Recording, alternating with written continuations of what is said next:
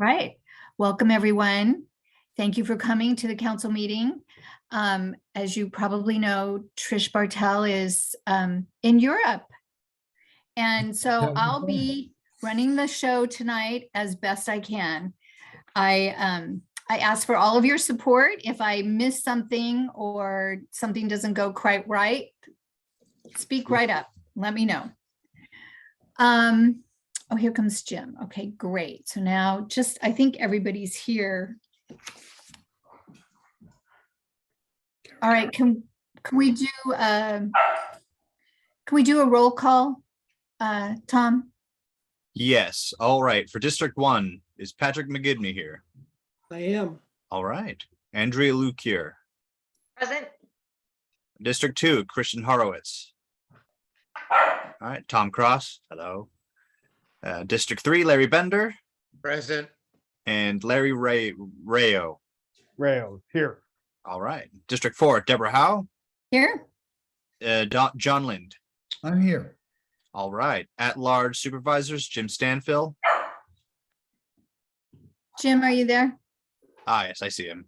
Okay. All right. And then no Trish Bartel and no third at-large supervisor or at-large appointee. All right. Thank you very much.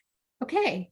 So chairperson announcements. I have one announcement, and that is to announce that Christian Horowitz received a very prestigious award.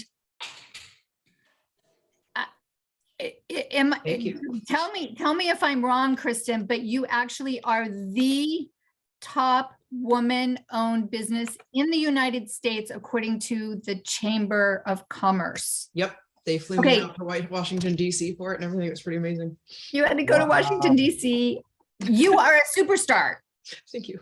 We were finalists for best company too, but the guy that won it this is all valid for all of us. They're recycling wind turbines into new wind turbines. So all of that waste that goes into trash now is actually becoming green. So that's a good program and I'm not sad about it.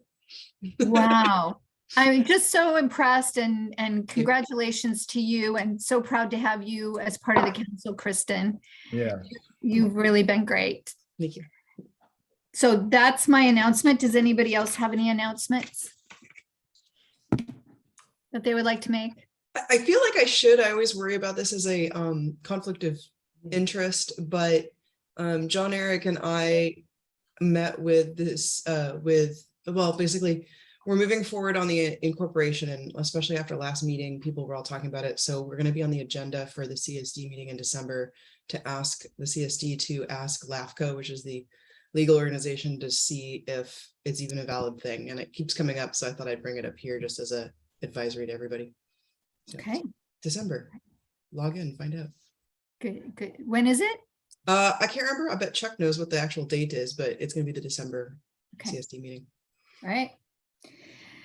When we get to CSD, we can talk about that a little bit more. All right, county and local reports, sheriff's report. Let me see, who do we have here tonight? I'm here, Elliot Coys with the Sheriff's Office. Hi. Hello. Welcome. Hi, thank you. What have you got for us? All right, so for the month of September, we had 71 calls for service in Los Osos. 8 of those were assault or battery calls. We had 34 general disturbance calls, 2 burglaries, 6 thefts, 3 vandalism, 1 mail theft, no phone scams, 22 suspicious circumstances, which could be a variety of things, 24 proactive enforcement stops, and 18 preventative patrol activities. And I do want to make a note with the mail theft. I know we didn't have a lot recently, but from my understanding, the stimulus checks or debit cards are going to be coming out soon in the mail to a lot of people. So definitely take precautions, lock up your mailboxes if you can. If you can't, then try and check them every day and don't leave stuff in there overnight. Definitely. Okay, good advice. Does anybody have any questions?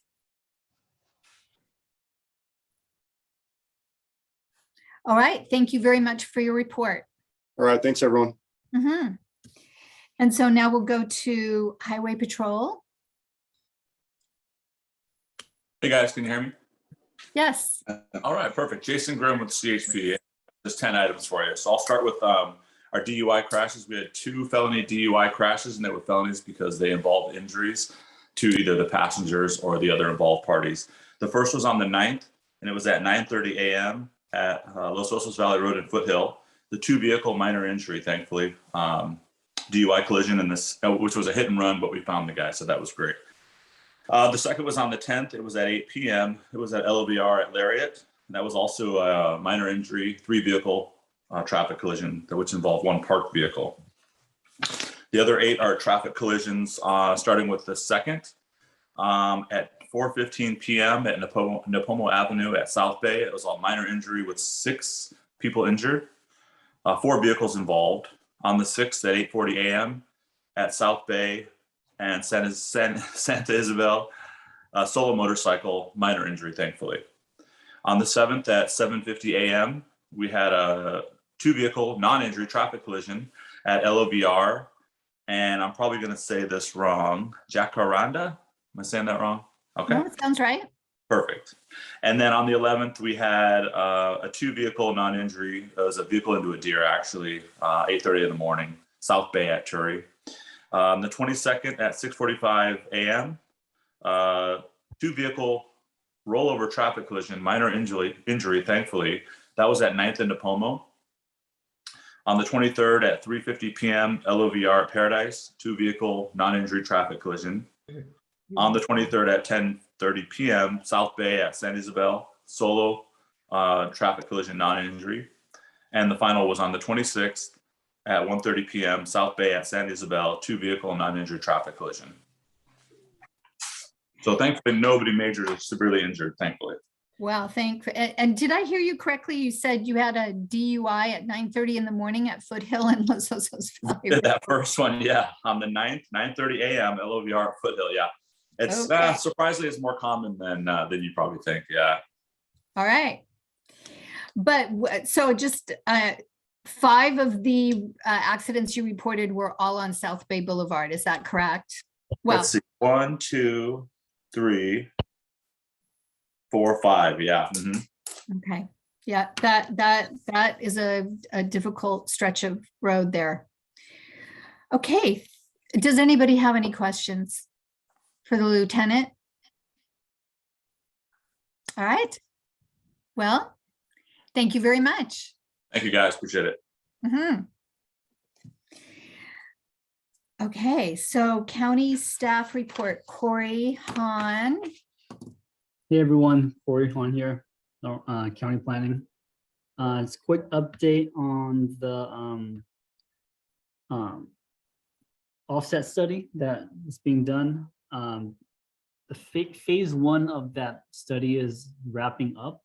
We are anticipating having the analysis available on the county's websites in November, and then phase 2 of that study is anticipated to be done in March.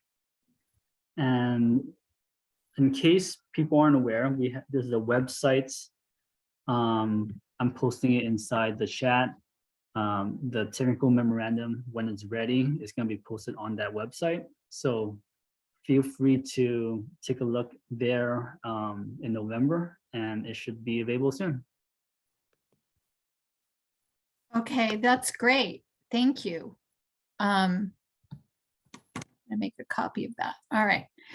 Excellent. And Corey, you and I have been working on a presentation for the council for our December meeting, but we may have to postpone that.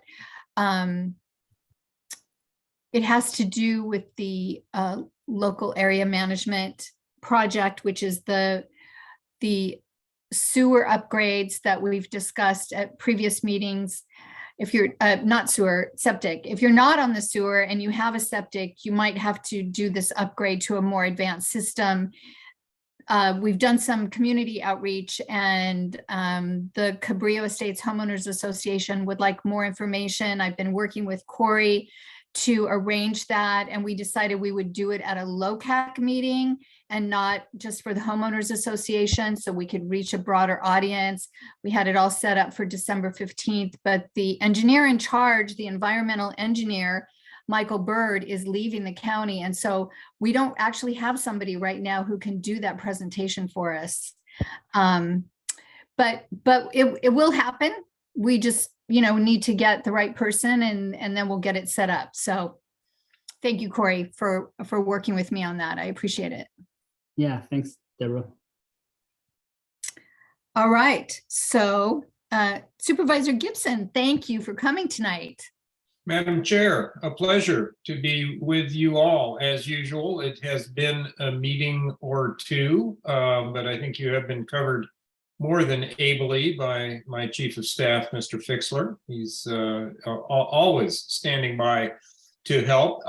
In looking over the events of recent weeks, nothing particularly Los Osos specific that I can recall, but just for your general information, a couple of actions that the board has, one action the board took at our last meeting, which was to start the process of looking at desalination as a piece of the overall countywide water supply. Obviously something that is not rainfall dependent, and also something that is going to take a very long time to analyze, and if a project does emerge, to develop that project. But the overall idea is that we're really looking at the water supply of all communities in this county. We can't ignore desalination. It does have its challenges, environmental being one of them, although the Coastal Commission did approve a specific project in Southern California, Doheny Beach, that gives people pretty much a frame to see how desal might work in the future. And then on the other side, the challenge would be the cost. And so what the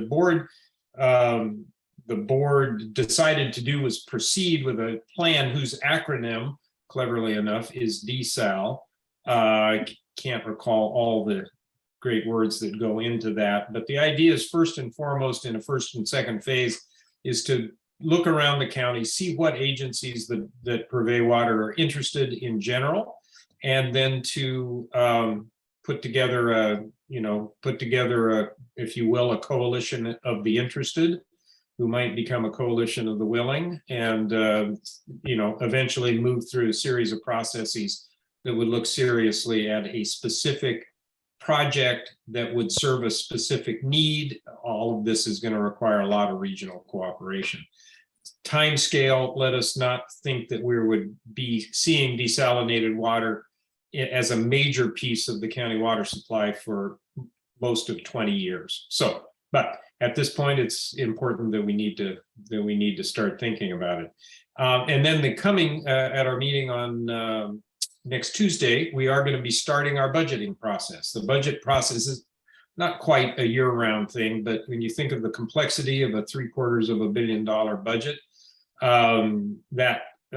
that does extend to an all-year thing as we plan to how to continue services that need to be continued, how to identify those services that might need to be discontinued, new services that might need to be added, all that within the constraint of available revenues, which we expect to be constrained as we go forward.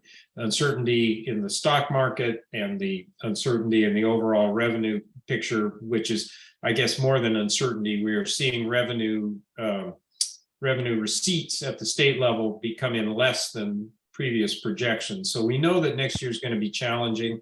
Right now, we think we have about a $15 million hole that we're going to need to figure out how to patch.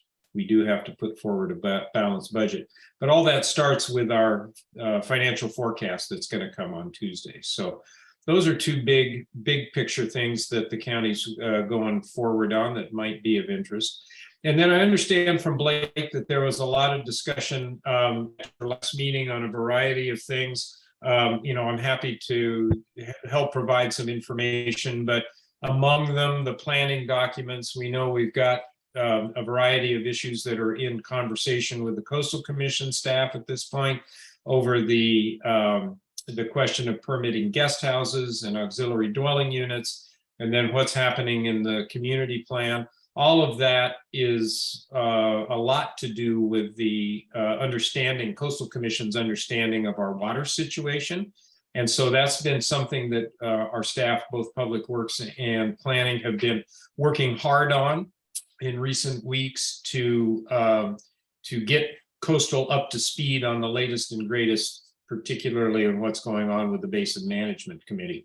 So I don't have anything specific to report, but we're starting to put together a game plan to move forward on getting agreements, on getting understanding, and that's really a three-way conversation between the county as the land use permitting agency, the water purveyors as sovereign in the question of supplying water to these projects, and the Coastal Commission, which has, of course, the overall authority on matters inside the coastal zone. So, like I say, stay tuned. In a month or two, we should see it. But Coastal, I think, is starting to understand a little more detail the water situation.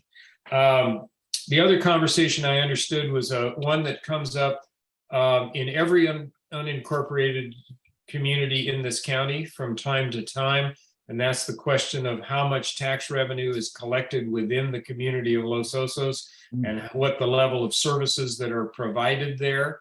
I will tell you that, I know there was some request for a detailed accounting of that. I'll just be honest with you that the kind of detailed accounting, down to any kind of reasonable accuracy is essentially impossible to account. We can tell you how much property tax is generated within, certain boundaries in Los Osos, how much sales tax, how much transient occupancy tax. But on the expense side, it's a little more difficult because Los Osos benefits from all the services that the county provides: the district attorney, the sheriff's office, the parks system, trying to think what else would be the social service system, the public health system, the library system. All those entities are expenses paid for services within Los Osos. And trying to pick out from their overall budgets exactly how much is actually benefiting Los Osos is an accountant's project that we just don't have staff to do, frankly. And it may be an apocryphal story, but my predecessor, Supervisor Bianchi, told me once that a community within the 2nd District, I don't know if it was Los Osos or not, was absolutely sure that they were contributing much more to the county than they were getting back in services, and county staff, maybe in a simpler time, went through and did the best they could, and lo and behold, indeed, Los Osos, or I don't want to say it's Los Osos because I honestly don't know, but that whatever the community that was, in fact, was not. It was actually getting more in the way of services than it was contributing in property tax. I think the way to look at that is more on a holistic scale. And that is, if there are specific needs in the community, then it is the job of the supervisor of the district representing that community to advocate for resources to be spent to address those needs. That has been my job for nearly 16 years. With the confusion of new districts, I get it. The concept of an orphaned community is a real thing. As I've said before, and I think Blake has reinforced, we are happy to continue our advocacy on behalf of Los Osos. So if there are specific issues where there's concern on the part of the community, please let us know. We'll talk to the appropriate department and we'll see what we can do. And again, my understanding also was there was a conversation about how much grant money has been secured on behalf of Los Osos in recent years, and why aren't there things like pots of money to buy and develop a new community park? And I want to just, in terms of grant money coming in, and my immediate response is always that Los Osos has benefited to the tune of over $20 million in grants that came to fund the wastewater project. And that lowered the amount that ratepayers have to pay. Beyond that, we have grants that come in to support the work of a variety of nonprofits that provide social services here, and a variety of other things. If there, and the way it works, I think the thing to understand is the way it works is that the county doesn't go out and say, hey, we want a grant to do something in Los Osos. There has to be a specific project identified, and that project actually has to be identified and developed to a point where there's a clear cost estimate for what that has to happen. And then the agencies that are involved in that can go out and see if there are grant opportunities. Now, with the passage of the Infrastructure Act, ARPA, and the American Rescue Plan Act, a lot of the federal post-COVID, there are a lot of monies. There was some question about, in particular, the Infrastructure Investment and Jobs Act, the IJA Act. And I talked to Congressman Carbajal a couple of days ago about that. None of that money has actually been dispersed at this point. That is yet to happen. And so the business of securing funding to do important things on infrastructure within Los Osos is certainly a fine idea. What we have to do is identify the specific project that we're interested in, and then the specific agency that's going to be responsible for that project. And for water in particular, that's going to be most likely one of the water purveyors. And so, we're as the county, I'm more than happy to help work with the water purveyors to identify specific projects and seek grant funding. Same thing with community parks, that if absolutely the community of Los Osos should have more in the way of community parks. It is underparked. We understand that. But the thing we have to do is identify exactly where that new park is going to be, what's it going to cost to acquire the land, what's the vision for how it's going to be developed, and what's the cost of doing that development. And then we can start looking for ways to finance it. I will tell you that in general, again, just within the specific world of parks, there is not, to my knowledge, money laying around simply to build new community parks, even in communities that really need them. That said, our Parks Department is the experts on that. And so I just wanted to give you the frame of, let's start with specific needs. Let's develop community support for addressing those needs, and then let's figure out the financing plan to make those things come true. So with that, that's my overview and discussion on points that I understand, and I'm happy to take your questions. Of course, thank you. Thank you very much, Supervisor Gibson. I'm going to open it up to the council to ask questions, and I'm going to ask the first question. Sure. So because I'm on the traffic circulation, active transportation, and on the water committee, I'm interacting all the time with Public Works, Building and Planning, and Parks and Rec. And in every one of those departments, we are understaffed. Now I'm hearing what, you're coming into budgeting, and what is the effect of the shortfall on the budget with staffing, because we don't have the people in the departments to do the work. So if a perfect example, our lead engineer just left. Now we don't have anybody to really lead up on this lamp issue. And it's a highly important issue for Los Osos, and a very expensive issue, I might add. So give me an idea of how the county is going to deal with the understaffing of departments. Well, that's a really good question, Deborah. The two issues. One of them is, how much money do we have to employ staff? And when we see a $15 million hole in the budget, you can guess that there very likely may be actual staff reductions of that. That's one problem. That's a matter of how much resource do we have. The question of our actual staffing has another component to that. And post-COVID, as in the private sector, we are having trouble recruiting and retaining staff. The Great Resignation hit the public sector every bit as hard as it did the private sector. And in fact, it's a topic of conversation as I deal with our, I'm active in our state association, as you know. Workforce recruitment, retention, and development are huge issues all over the state. So how do we go about that? Well, in certain situations, we're going to have to pay more. We're going to have to raise wages in order to attract, recruit, and retain. Particularly difficult in this county where the cost of living, specifically the cost of housing, is so particularly challenging. So that then cuts the other way, right? Is that the sense that, yes, if we pay more for an engineer, as we may well have to do in order to compete, we can employ fewer engineers. And so this is the struggle of this part of our public life. But it's a constant effort to try to hone in on what the most important things for county government to be doing, to allocate enough resources to get the staff to do it. And the staff is key. You may have heard me say it more than once. All county supervisors ever do is talk about doing things.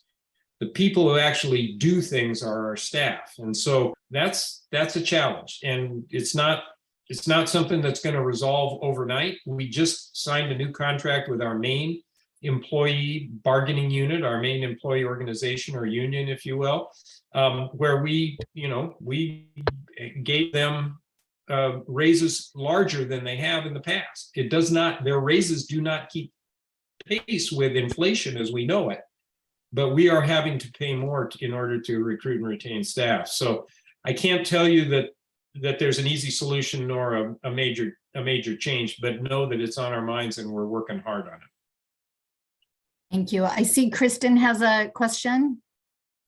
Yeah, I mean, I guess this is sort of in line. I had a little speech last time where I was talking about like the difference between like politicians and staff and citizens. And I think obviously, the LOCAC sort of identified that we're sort of like powerless at the moment because of all these issues. So I'm really curious, is it beneficial for us to mobilize as citizens and get groups and try to do the groundwork, or does that end up being more of a hindrance to everybody? Because like I could be very helpful or very obnoxious, and I'm just kind of curious what your perspective is on that. I would never dissuade a community from organizing and bringing forth the voice. But to what degree? You know what I mean? Like we could go and do a lot of the groundwork and then hand it over. Let me give you an example. Two examples, actually. Community of Cayucas, faced with the deterioration of the Cayucas Pier that got closed in early or late 4th of July 2013.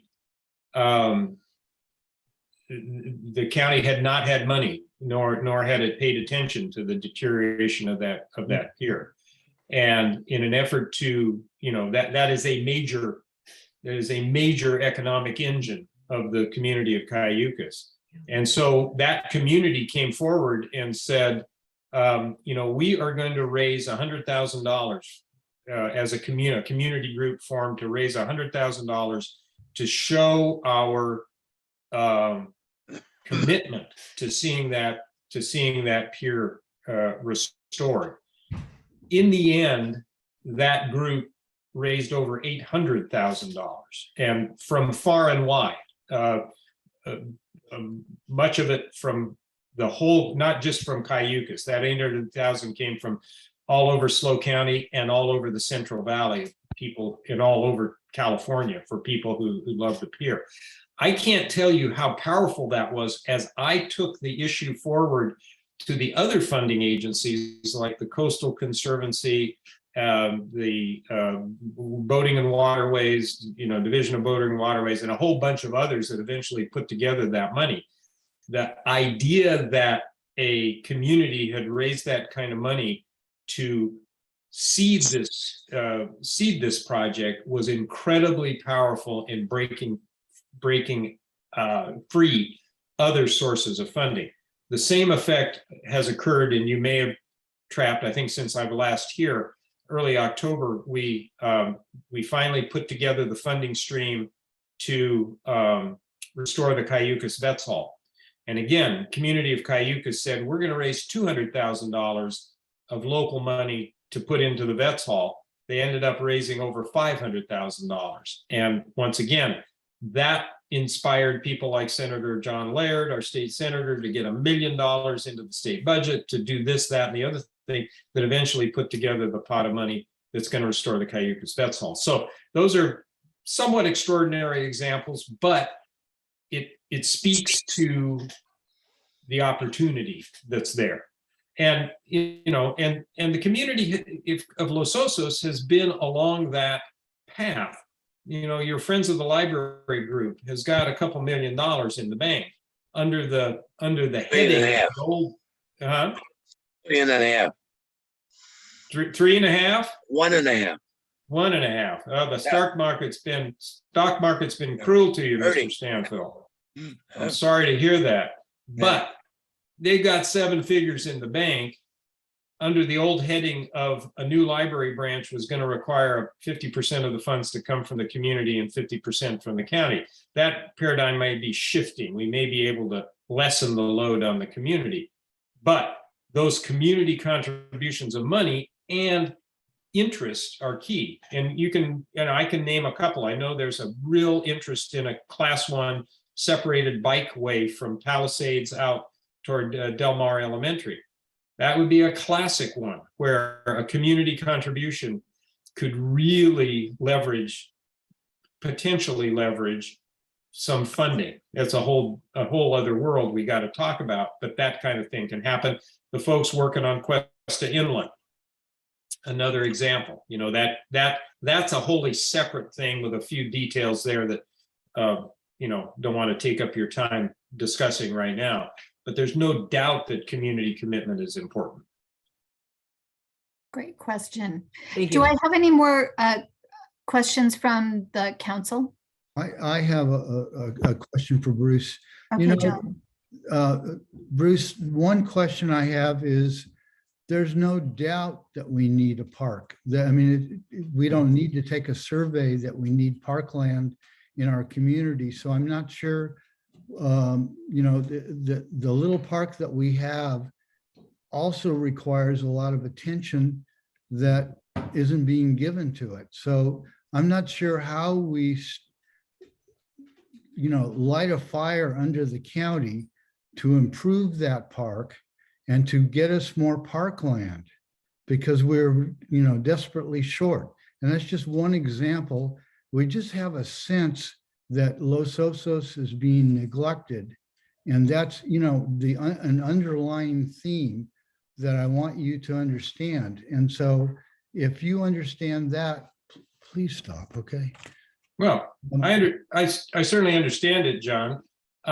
You know, there are two separate things there. The maintenance of the park, again, if there are specific issues with the maintenance of the park, contact our office. We'll interact with the Parks Department. Just a sec, if I could just finish that response. Sure. You know, we will ask them to do it. Maintenance of parks is still competing for scarce resources. The community parks like Los Osos Park compete with parks in San Miguel and a variety of other communities for those resources. If there is a need, let us know and we'll advocate for those resources. The expansion of land in Los Osos is a wholly separate. There's no.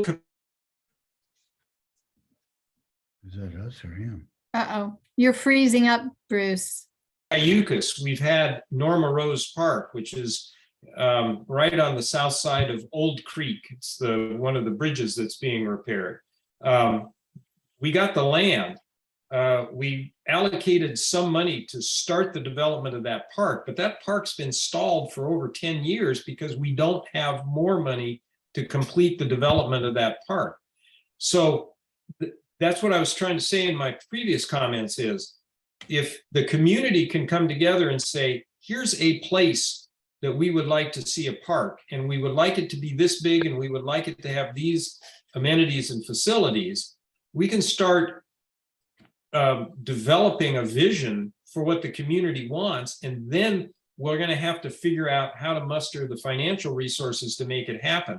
But expansion of parks I just have to be honest with you, is not going to come. No park in the county is simply going to expand in size. No new park is going to be developed out of the operating budget of the Parks Department right now. Okay, my next question will be Tom Cross. All right, just very quick regarding the maintenance of the park. I know Los Osos Rotary has been trying to adopt the park for a while. There's just something in the Parks Department that is snagging that up. Okay. That's all. You have said that, and Blake probably has that solved by now. Just saying. All right. That's on his list. By tomorrow morning, he will be in communication. We'll figure out what it is, and we'll let you know. That's getting communication going is our specialty, by which I mean it's Blake's specialty. So. All right. Thank you very much.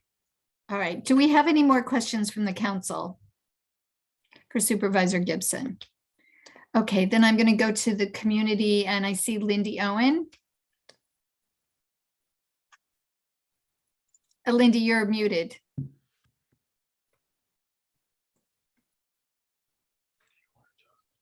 Okay. Can you hear me? Yes. Okay.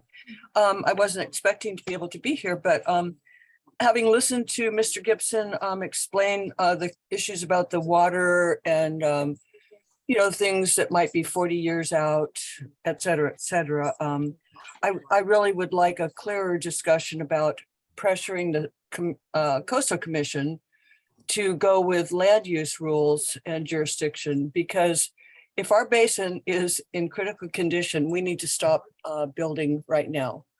And so I have to say that you can talk all you want about potential, but we're not there, and we're in danger if you continue to put pressure us to have new growth. So, but I wanted to go back to the fiscal year, the tax that's gathered from Los Osos properties. And I want to point out, I mean, I heard a lot of things that were a little frustrating. The general fund, we put last year or last tax season, 23 million, no, excuse me, 5 million and 5.5 million into the general fund, apart from spending some huge amount up to 23 million for everything else, the schools, the health department, the library, air pollution, roads, supposedly. So when you say that you can't break down where the money goes, the general fund is, I'd like to know where the money in the general fund goes. That's why I wonder if we're not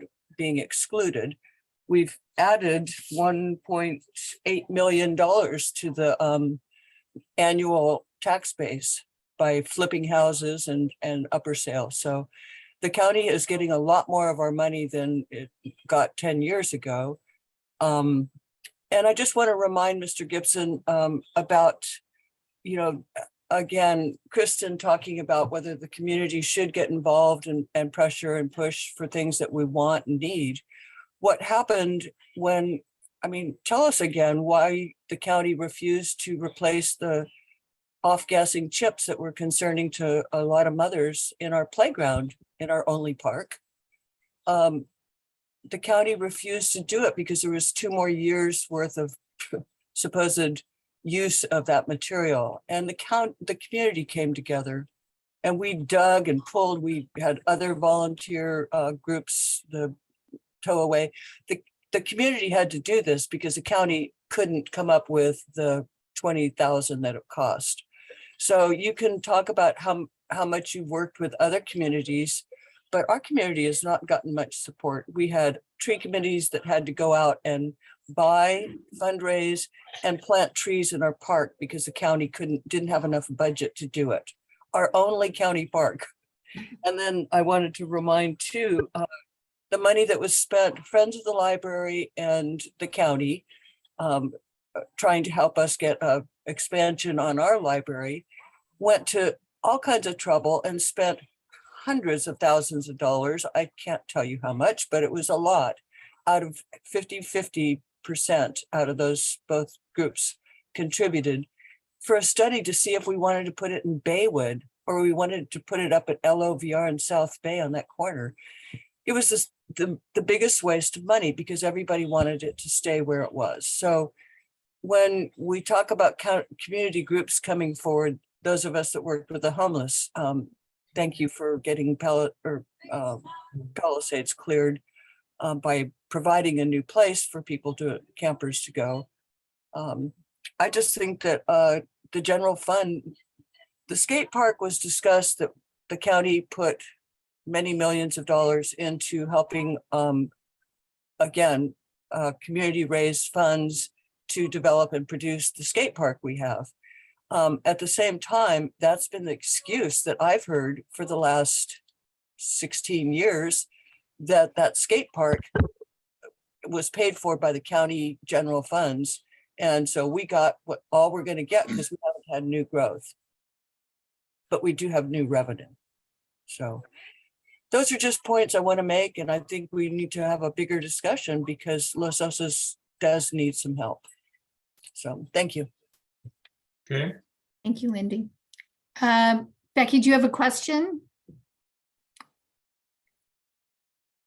Becky McFarland? Yes, Oh. yes, I do. There you are. I had a couple of questions. One is, Bruce, I emailed you and Blake yesterday to ask about where we should go now with our request for more ordinances on Palisades Avenue. One was a no overnight parking with towaway and 4-hour parking during the daytime, because we're still finding 14 to 22 vehicles down on Palisades. Some of them have not left for 3 years. They're in the same places. And this goes along with the park too, is that when there's quinceañeras or when the church had their big international festival, those giant motorhomes, one of them with a trailer for his vehicle, take up a lot of space for parking, and there's just not a lot of parking. So that's a question is, hopefully I'll hear back from you on what we can do next to get those ordinances in and clean up Palisades. The one thing I wanted to mention was that some of the skate park money was raised by the tennis players who raised money to put in the 3rd tennis court and then had some left over and they gave it to the skate park. And then finally, so it sounds like the county is trying to get Coastal to see their view of our aquifer and that it's moving towards sustainability. Thank you. What? Oh, I just heard somebody say thank you. When, a recent staff report by James Bishop to the Water Board stated that the aquifer will not reach sustainability, and that's for existing residents until 2050. And that's 28 years from now. So the improvements have been minuscule. And even with an $8 million pipeline to get 200 acre feet of water now and then on rainy years, over the past 17 years, we've only had 15 inches of rain, not the 17 inches that the BMC uses in their data. So I just want to know, why is the county pushing for more building when they know it will be over 20 years for minimum sustainability? And I've recently found permits on the county website. There's for ADUs or guest houses, and one is up for review on November 11th. So they've accepted money for a guest house permit when the Coastal Commission said no. So that's my concern on that. And my other big concern is that a 2-bedroom, 1-bath, living room, 3rd-story deck, and giant garage is considered by the county to be a bedroom. And I think that's that's bad. I mean, that is not a bedroom, and that's a new building. Thank you. So, Madam Chair, let me give some brief responses to some of this, and maybe it's easiest to work backward through that. In terms of the land use ordinance, coastal zone land use ordinance, a guest house is essentially considered a bedroom. And that has always been the case in the coastal zone land use ordinance of the county. So we're in conversations with the Coastal Commission to work through what are, essentially a number of technical details and perhaps legal issues. The county's not in a place I guess the way to put it is that we have to administer our land use permits according to the law of the county, which is the coastal zone land use ordinance. And, we have to apply that fairly, and we have to discuss with coastal their interpretation of certain clauses and ours. And so we're in the process of doing that. But in the overall, guest houses have been considered bedrooms for quite a long time. The question of, in the exact amount of rain that falls, understand that basin management in any basin is predicated on a long-term average of precipitation. And this drought has been a significant test of that. But, it remains to be determined that this drought is reason to adjust the long-term averages upon which we understand the management of this basin to be modeled. Because even within the last, can't remember exactly, but I think it's 7 years or maybe more, 7 to 10 years of this drought, even as we have had exceptional drought in this county, we are seeing the levels of water rise in the wells that we monitor. And we're seeing the nature of the one metric regarding seawater intrusion track an expected envelope of progression as the effect of the wastewater plant takes effect. That is not to say that every single metric is just ringing green all over the basin, but in general, the trajectory of what we measure in the basin is heading in the right direction, even in this extraordinary time of drought. The question of sustainability is different from the achievement of metrics. And I think the nuance in the discussion between that is one perhaps to save for a different venue. But I think the best thing to say is that, whereas I did not read the analysis of the regional board staff, and they seem to be talking about the achievement of the metrics that the Basin Management Committee set to manage the basin at a certain level, which I would point out provides a considerable buffer against extraordinary events like multi-year shortages in rainfall. The question of overall sustainability, I think, is one that we put off for a longer term discussion. And the question of what increased development, which has been long delayed in this community, is appropriate, has to happen within a more complete and, in fact, complicated assessment of the particular resource of that groundwater. So those are the discussions that are happening, and we don't have the final answer on that. Back to Becky's question about ordinances. I did receive that email. I do understand the motivation of that. I would say that I just want to set expectations properly, is that given the variety of workloads and the necessity of analysis, I wouldn't expect any of those ordinances to be put on a super fast track. What we have to do is talk to our homeless services team about what ordinances can best work with our efforts to provide the services that get people into shelter and off the street. We certainly well understand that the community does not like to have its streets burdened with folks using them as residential areas. That is not what we want to see, for a whole variety of reasons, from public health and safety through a variety of other things. But as we always come back to, we are constrained in our ability to enforce any ordinance by the Martin v. Boise case, which has been further tightened by another decision by the Ninth Circuit Court, which I believe is Johnson versus the city of Grants Pass, Oregon.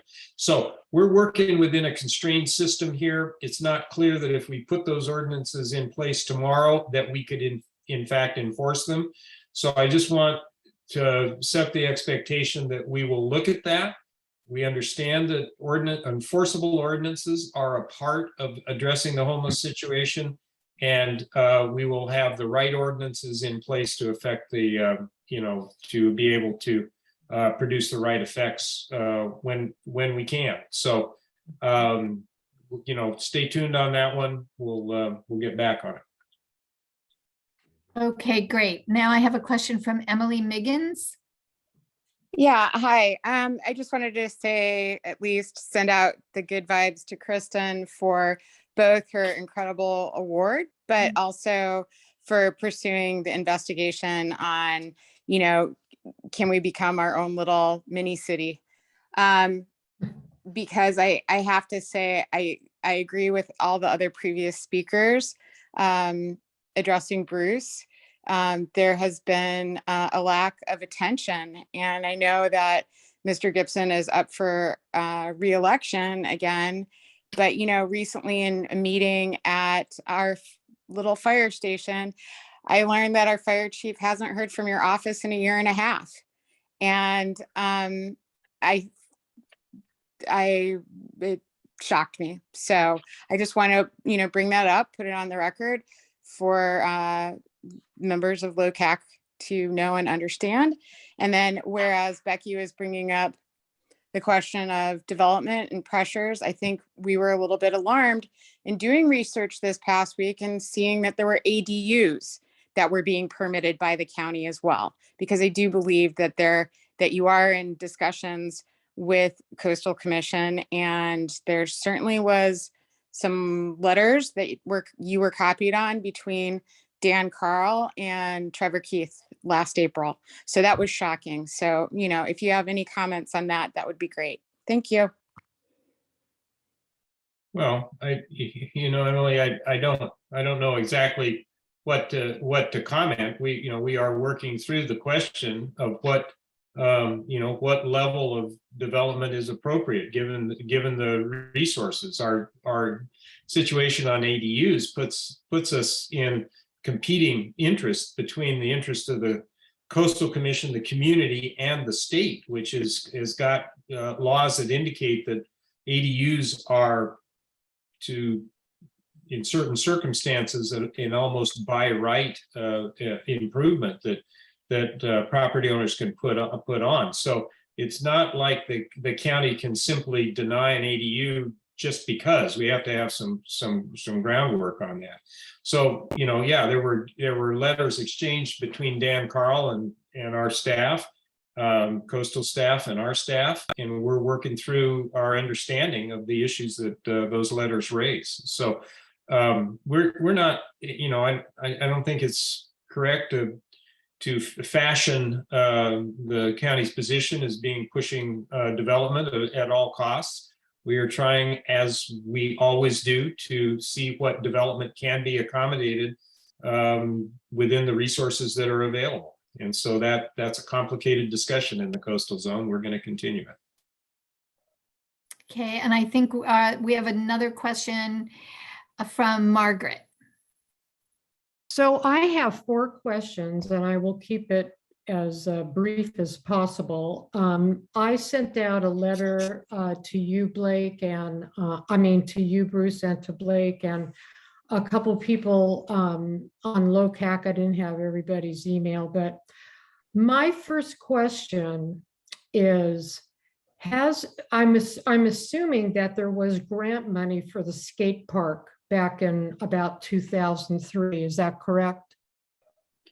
Long before my time in office. I'm not sure. Okay. There's, again, a variety of funding sources. Public right. facilities fees are one.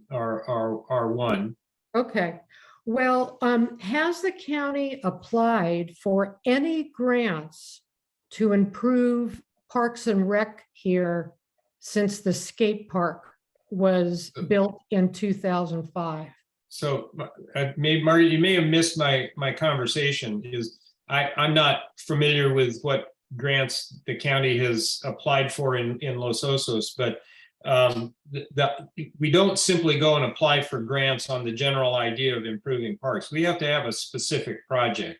And because there's not been a specific project to either improve, well, we did actually, we replaced the playground equipment. That's happened within the last 16 years. I remember that happened. And I can't remember exactly the funding source of that, but the playground equipment is new within the last probably 10 or 12 years.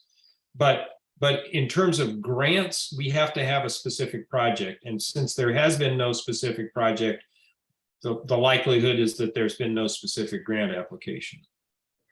Okay, so develop, I don't know how long, but I think that everybody knows, and that the community park being 3 acres, that we're supposed to have about 50 or so acres of park space for the population here.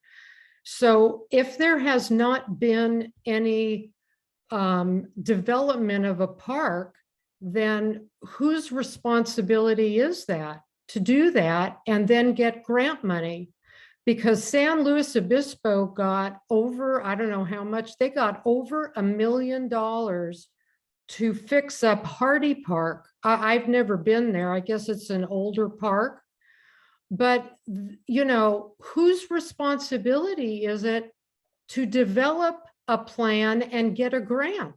Well, that's what we're doing with the community plan. The community plan that we've talked about that is pending before the Coastal Commission includes the development of recreational areas. And so we fully understand that Los Osos is short of community parks, but the proper planning tool is that community plan that is awaiting its certification with the Coastal Commission. So, I'd be happy to work with the community about a vision of where a park gets centered. Once we have that community plan in place, I think that provides a really good framework for doing that work. Well, didn't the Board of Supervisors approve that plan late last year? We did, but it doesn't go into effect until the Coastal Commission certifies it. And they are not certifying it right now because of the question of development as regards the water supply and a few other things. So anticipating that this community plan will eventually go through, isn't it a better idea to plan the parks now than to wait? Why wait? I mean, It just delays it more. Because again, the actual development of a plan, the actual development of a park needs to be consistent with the land use planning document, and not having that finalized puts us in a challenging position. Who knows what changes might be made? That if the community wants to start a conversation about what community parks might look like, that'd be great. But there's only so far down the road I think it's prudent to get until we have a certified LCP. So the space for behind the tennis courts, between the tennis courts and the church, I believe is county property. Is that correct? It is, and that's where a dog park is planned right now with the cooperation with the CSD. When we get the habitat conservation plan, which I understand Corey spoke at length about last time, we're hopeful that we get that in place early next year. That will really ease the path for getting that dog park in. So we're excited about that possibility, and I know that's something that the community working through its CSD is interested in. Okay, so Margaret, this is really good information, but I think that you're going to need to work this out more with Blake and on an individual basis. Oh, I have. Unless you have a general question that. I do. I Okay, have a few more general questions. Thank you. Okay, well, I need you to sort of wrap it up here because other all people have questions and we have a whole agenda to go through. Okay, So I will. So the other issue, Bruce, is the community park. I think Lindy brought this up, that there was a group of private people that had to raise the money for the trees. And I have been having to get on the community park because they looked awful. And then I believe the county spent about $10,000 to fix that well. Is that correct, Bruce? I don't know. Let me go back again to a general idea there, that if there are issues with the maintenance of the community park, please, give us the specifics of that. And our office through Blake can talk to Parks about that. And I've been get them doing fixed. Excuse me, we'll get them fixed up. The question of who's responsible is, something we'll investigate. And, we want the community parks to look good. We're happy to, that's County Supervisor 101, is if we got a community park that needs a little attention, we'll figure out a way to get that attention. Well, Bruce, I have been in touch with Blake and also with Laska over there. And there hasn't been a lot of cooperation in, for instance, fixing up the corner of LOVR and Palisades, which is an extreme eyesore. And it has taken me months and months and months of talking to Alaska. She was saying that, they're too busy. And now finally, we're going to submit a plan, but who's going to pay for all the landscaping? Because, we paid for it, not personally, but we raised money, and some of those plants have died from lack of care, including the oak trees by the fence, which were planted way before that from lack of care. Well, again, Margaret, that's the details of that. It's hard to know exactly what the situation is without a detailed study of it, but one path is that there are adopt-a-park agreements that are made to improve parks beyond what our Parks Department has funds to do. And planting vegetation is often one of them. With that project, typically, is my understanding, the maintenance responsibility falls to the entity that has purchased the plants. And so that's all written down someplace. And so again, what our office can do is facilitate conversations on that. Again, I understand the frustration. The county parks can't do everything that a community wants. I don't know that it's much comfort to the community of Los Osos, but this problem exists all over the county. County parks budget for maintenance of its parks is tight and it's thin, and every community has concerns about the fact that their parks or their streets or their whatever public facilities are not in the condition they'd like to be. That's just a difficult reality of county budgeting, that our revenues allow us barely to keep pace with the needs that we have. And so again, it's a matter of advocacy on my part and a matter of cooperation with our staff and some contribution from the community. Together I think we can piece together the best possible result. Okay, so Thank you, Margaret. Really, okay.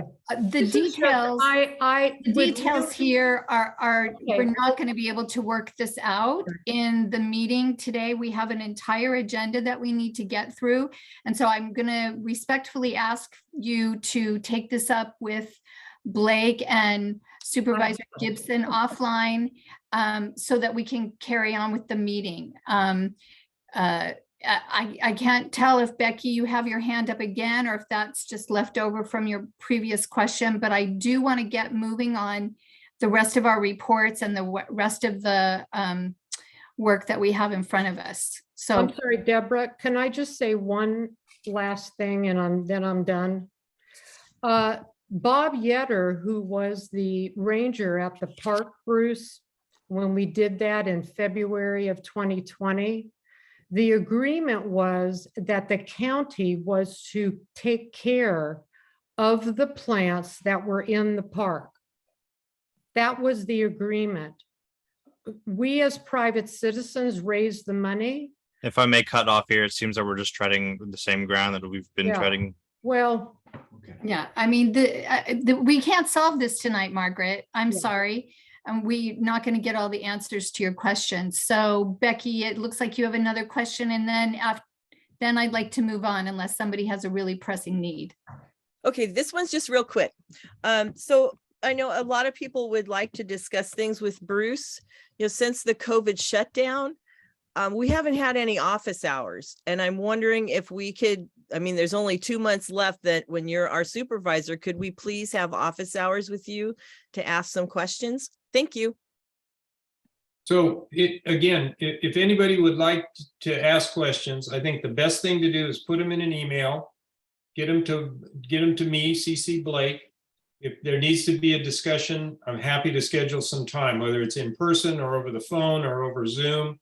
I'm happy to continue to serve the needs of Los Osos, and that goes well beyond to the end of the year, because the situation with what supervisor represents what piece of the county won't be completely resolved as of then. So, if you have issues, it helps us to have an email that details them, and then we can get into discussion, and if, to have a meeting, that's fine. Just a matter of figuring out the schedule. Okay, so, but people want to talk to you in person and not have to drive into San Luis to do that. Well, that's fine. We can set up a way to do it in person. Okay, so you want That's to not terribly out of my way to come to Los Osos, but again, we just have to fit that into the bigger schedule. Okay, and then Lindy, you have another question quickly, please. Yeah, I just wanted to say, could we, if at least have another Zoom meeting? This has been very helpful to have the conversation back and forth. And I think Bruce has had a chance to understand a lot of our concerns, whereas we haven't been able to meet like this. So I encourage that we set up a Zoom meeting a couple times. I know it's a busy time for Mr. Gibson, but thank you. Yeah, and may I suggest that this could perhaps take place in the Trees and Landscape Committee? And a lot of these details could be worked out, and then it could be brought forward to the council more as a report. I think that would be really helpful. Okay. But I think, Deborah, pardon me. Go I ahead. think there are the other issues that we talked about our water concerns and the county's behavior with these additional ADUs. I think we need a broader discussion, as maybe off the LOCAC thing with our supervisor. So Okay. I hope that he could make the time. And I think we really need to have a bigger conversation. So thank you. All right. Well, Bruce, I'll leave that up to you. Or Blake to work Yeah, that out. like I say, again, if we can have an email with the issues that need to be discussed, I'm happy to find a time to meet with folks, whether it's in person, on Zoom, on the phone. But having those details of what issues, what are the questions, what needs need to be resolved is very helpful for us. There are a lot of needs in the county, and my time is spread pretty thin, but I absolutely want to make time to talk to those who have issues that they want to discuss in Los Osos. Thank you. Thank you, Supervisor Gibson. We know Yeah. you're in campaign mode and that your time is precious. So I appreciate that you would be willing to continue to work with Los Osos and hear us out, because in a couple months, we're not going to have anybody. And that's kind of a scary thought. Well, again, I have a long history, and pleased to continue to work with you. So I think I will log off at this point, though, because there are a couple of other things to direct my attention to. I think Blake probably is going to hang in for at least a while, and we'll follow up on anything that comes up in your conversation. All right. Thank you. Thank you again, Thanks. Supervisor. Yep. Okay. let's move on to the CSD report. I see Chuck is with us this evening. Yes, I'll start with some non-water issues. The parks issue, dog park, you've heard that we're still waiting for an HCP approval. And I'm not sure if that happens before the community plan update or not. But it seems like spring is a target for that. And so that's still on our agenda. Station 15, the fire station. We are in the process of sending out a request for proposals to evaluate the structural condition of that building. It was built in phases in the 60s and 70s, actually by the firemen who worked there at the time. Things were different back then. And so we're going to hire a consultant to look at the condition of the building, advise us on what we need to do to bring it up to standards. If we need a new building, all of that is just getting underway, and we'll keep you informed as that goes. I know that I heard a reference to the fact that the county hasn't talked to the fire department in a while.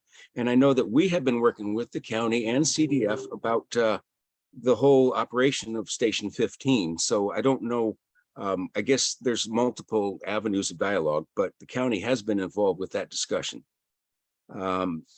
Other capital projects, the 8th Street Upper Aquifer Well is finally online. This has been years in the making. We delayed it some, waiting for a grant to come in. The grant is in, the well is in, the pump is working. And what that does is take pressure off the lower aquifer well on that side of the basin. As you know, if you've been following the basin management issues, where you pump in the basin is important as much as how you pump. If we're pumping from the front edge of the saltwater intrusion, we're just inviting the saltwater in more. So 8th Street, we're moving to an upper aquifer well there. The program Seawell, Bay Oaks, up there above Los Osos Valley Road and South Bay Boulevard behind the Van Gurdon building. Noticed a lot of activity up there lately. That's a brand new well that we are putting in. We just got the water quality testing back for that. And so we've amended next week's agenda to include a contract to outfit that well for production. And then we're about ready to award a contract to study the pipeline that will connect it to the rest of our water infrastructure. And again, we got a grant for that, $1.5 million from the Department of Water Resources, a big part of the $2.5 million cost for that project. So the capital projects are moving along that are in the basin plan. Here's a couple more that I wanted to bring up. And I got a lot of notes here, forgive me for going back and forth. The lower aquifer monitoring wells. You've heard a lot of concern at the BMC about the LA-10 well, and it's a production well that has bore leakage problems, and it's double weighted in the basin plan. We're going to replace that well next year with a new totally dedicated monitoring well at the end of Skyline Drive, right about Skyline and Broderson. So if you see a new well being drilled there within the next year, it's not part of that big house that's going up. That's the CSD's new monitoring well, Basin Management Committee's new monitoring well. And in addition to that, we are beginning to retrofit 3 other wells. The first of those will be a district well on Farrell Avenue. And we're going to update and upgrade that to be part of the new monitoring program. And there'll be 2 other wells coming on within the next year or so. So that's the well update issue. Other updates, the water resiliency project. A lot of talk lately about a pipeline over to Morro Bay and Highway 1 and the State Water Project. And that is just a part of a prudent approach to trying to stabilize this basin.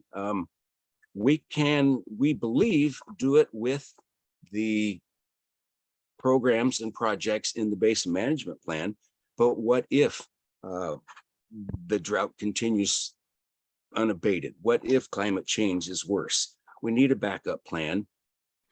Ironically, some of the people who are criticizing this pipeline effort were asking, what is the plan B a couple years ago? And we're welcome to plan Bs of all kinds. And that's part of the county's desalinization effort. That's a bigger conversation that we can be a part of if we have a pipeline over to Highway 1 that might allow us to interact with the rest of the county water purveyors.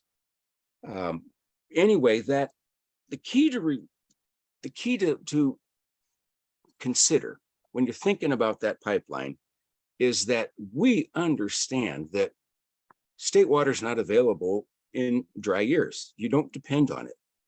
You take it when the wet years are there and you don't use your groundwater.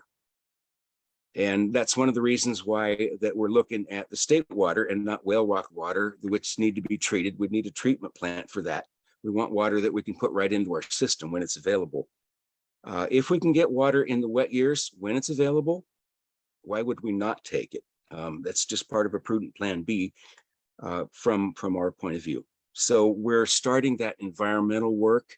I believe this next month or so, we'll have a contract awarded to begin the environmental evaluations for that work.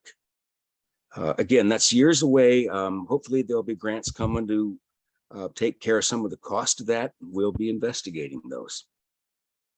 Let's see, on to some basin management updates. These are things that happened at the last Basin Management Committee meeting last week. You may have heard that there's an increasing concern about lower aquifer nitrate contamination with S&T Mutual's well. They're down to one well, and we need to protect that well. So the initial investigation showed that some of the nitrates that were increasing there had some of the hormone contaminants, the things that we're flushing down our toilets that come from humans. So we think we have a line on the nitrate source there, but there's S&T requested some additional studies. And so the BMC last week approved an additional, I think capped at $8,500 to further analyze the water that's already been collected there. We want to make sure that's an important issue. You heard earlier about new on-site septic management requirements, very expensive requirements. If septic tanks in Cabrillo start failing, there's going to be some expense required to upgrade. So this is a big issue that is just starting discussion. And it was a big hot topic at the Regional Water Quality Control Board hearing last Friday. Funding and organizational, the BMC has been working on a potential funding plan, and this is all part of the Joint Powers Agreement discussion. It gets back to the fact that it's the Prohibition Zone that is funding all of the basin management activities right now, and there are a lot of private wells. They pump half the water in this basin. Should they be involved in the basin management activities? And a joint powers agreement would be one way to make that happen. There's a lot to consider there. Are there enough properties that are on the east side of town that have private wells that would really make it worth all of that effort? That's just a discussion that's beginning, along with a discussion about SGMA, the Sustainable Groundwater Management Act. We're not part of that requirement. Our adjudication came about before that act was passed. So we're just not part of that classification in the state's system as far as groundwater basins in need of attention go. But there is an avenue for adjudicated basins that are not under SGMA to receive grants. We're working on those avenues. We're not sure yet that being a SGMA basin would be an advantage, but we're not opposed to studying that issue. That's all part of a discussion, and there's nothing wrong with talk. You can't be afraid of that. One last thing I'd like to bring up in terms of new programs and projects. We're looking at a grant to build a transient model that would help us track the sustainable groundwater yield that we calculate out here in the basin. The county has put up $200,000 toward this as part of the matching grant. We have not received this one yet, but we've had pretty good indication that the State Water Resources Control Board will be amenable to issuing that grant. So we've been pretty successful with grants. I'm happy to report that. Yeah, well, let me just sum that up. 8th Street Upper Aquifer Well, $240,000. The Bay Oaks Well, $1.5 million. This transient model, $200,000 pending. Those are the grants we've received in the past couple of years. I went over the monitoring wells. Oh, here's a bit of good news. The Palisades Well by the library is for years was our main lower aquifer well. Several years back, we capped the access to the lower aquifer at that point because of the salt water in that lower portion of the aquifer. We were afraid that salt water would be coming up into the D portion of the aquifer. So we don't even use the lower portion of that well. It's still an active well. We have zone C and D water available there, but we don't like to use it because that's the finger of saltwater intrusion that was coming into the basin. So we've backed off that well the past couple of years, and now the chloride levels there are about level with the other monitoring wells in the basin. So that's good news that if we manage our pumping regime as spelled out in the basin plan, that there is hope we can make a difference. And with that, I'll take questions. Okay, I think we have a couple of questions. Briefly, please, if you will. Lindy, I think your hand was up first. Yeah, hi, Chuck. Thank you for a really good, thorough discussion here about everything that's happening with the CSD basin management. I think I wanted to ask you if the idea is the concept of moving our wells inland actually saving our basin from overuse, because as far as I see everything is we keep moving our wells into the deeper part of the last of our aquifer. What we're doing is basically holding off time before that aquifer is sucked out from the back end with new wells. So I wonder how the CSC's moving in that direction. I think they're much more on our side than the county has been. And the basin is finite, correct? The idea of bringing some extra water from anywhere is an idea to help it not be completely gone in the near, in some future. And then the $1.5 million grant, that's being applied to consider a pipeline that we only get water from if it's a wet year, and we only get a wet year if the future stops being a drought. There's so many issues about where we're going to decide to protect our basin based on ideas of piping in, putting a pipe in with no water in it. And I guess I heard it called fairy water. And maybe we need to actually get much more serious about whether our basin is sustainable. And then the resiliency idea, that a pipeline that might bring us some water maybe would help our basin in the future. If we continue growth, we're continuing to suck out of our basin. So I do not like this resiliency because it pretends that, again, there's fairy water. And Okay, Lindy, thank you. That's good. let's move I on. appreciate the grants you've done. Thank you. Well, to start at the beginning, moving wells away from the immediate saltwater intrusion front is definitely an advantage. The Palisades well is demonstrating that. It doesn't necessarily allow you more water, but it just gives you a better management of that water. The pipeline, Plan B, shouldn't we have a prudent Plan B? And we're welcome to other Plan Bs. Like I said, I think we would be remiss if we didn't study this option. And we're going to hear more about availability. It's not just, of course, we're going into this knowing that it's not available in drought years when you're going to depend on it to come right out your tap then. I just think it's a concept that needs to be explored, much like desalinization. We can't close our minds to any options. Okay, great. So I see a few more hands up. Again, I ask you if you can to be brief, if possible. Becky, I think you're next in line. Hi, Chuck. Thank you for the information.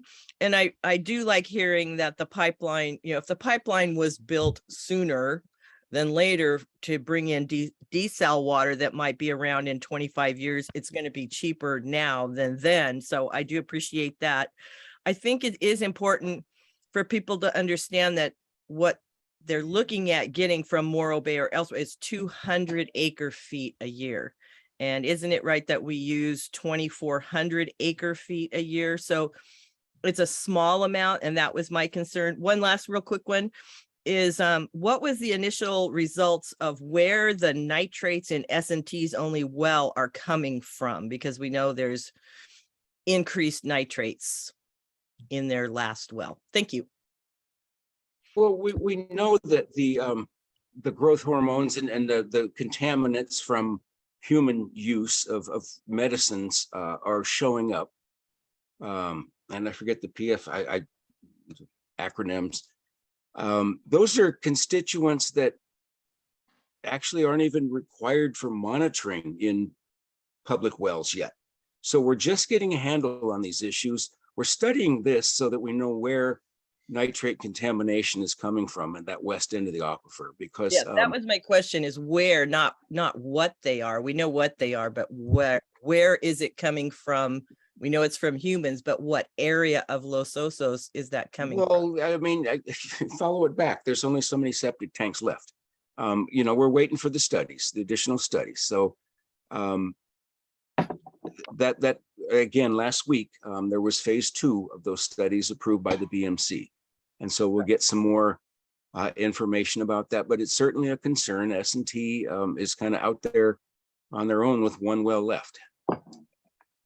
Okay, great. And again, back to your point about the pipeline, if we don't have that pipeline, we're not a player in any kind of discussion about resiliency and desal and all of those kind of issues that are going to be talked about for the next 20 or 30 years. Okay. Sorry, I almost cut you off there. I think Larry Rayo, you're next. Yeah, hi Chuck. I just kind of want to clarify, I think in your discussion of the contamination of S&T's well, you said that S&T asked for more testing, but the way I understood it from the BMC meeting was that the water board asked S&T for a further study, and the question is they couldn't identify specifically that it was coming from Cabrillo State, so they just needed another study to basically zero in on that or not. Is that how you understood it? Or? That could very well be the reality there. I just know that there was additional analysis that S&T came to the BMC about. Now, whether the regional board asked them to do that or not, I don't know. Yeah, in the BMC notes, I'm going to be speaking of the BMC meeting and when the ad hoc water committee comes up, but that's what I have written down, and it was specifically what they wrote that the water board told S&T that they needed further study. But yeah, then S&T came to the BMC to say, will you help us fund it? What's the SNT? That's the Sunset Terrace Mutual Water Gotcha. Company. Sorry, I'm Sunset down in Terrace has Baywood, their so I own- don't know your guys' like your acronyms, so thank Yeah. you. All right, great. No, So we Yeah, covered that S&T, a little bit more one of than, the water purveyors. yeah. So Larry, you're going to cover that a little bit more in your report. Is that right? Well, I was actually, since Chuck pretty much covered it, that was the only thing that was a little bit different. So I was thinking of, just to speed things up, to not cover Chuck, that portion. you helped us out right there. There's Yeah. been more discussion between S&T and the regional board than I am personally aware of. This has all come about within the last week to me, but I know, but obviously it was in Mr. Bishop's staff report before last Friday's meeting. So there have been conversations there, and the water board and S&T are proceeding down that path. That's a huge issue to think about adding Cabrillo Estates. Yeah. Okay. Emily, I see you have your hand up. Yeah, just a clarification there, Chuck, because it wasn't exactly, I guess, transparent what I was saying with Bruce. He knows what I'm talking about. And for everyone else's view, there's two sides to CAL FIRE. The CSD actually deals with, the station, with Battalion 15. Right. I deal with the chief on strategies as the board representative for the Fire Safe Council for Los Osos.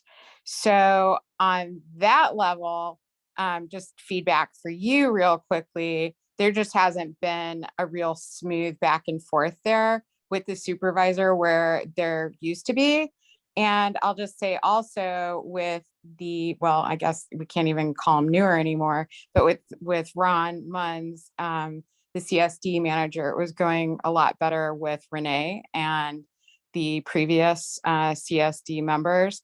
And I know it's great that you got, ESAC up and going again, but, there's an important link there, because where does our CSD get mitigation monies and strategies? It gets them from the Fire Safe Council in partnership with the other side of CAL FIRE, which is hosted here in Los Osos. So, and I don't think a lot of people know that, but you got to be in it to win it. And I don't hear from the CSD, and I don't necessarily have the role or responsibility to show up at the CSD. So I just wanted to put that out there, and we can follow up later. But I don't think that was clear for everyone here when you were talking about how wonderful things are with the county. Thanks. I agree. There's a dual path. The Fire Safe Council and the fire service provided here to the community, two different tracks, and there could be better communication between the two.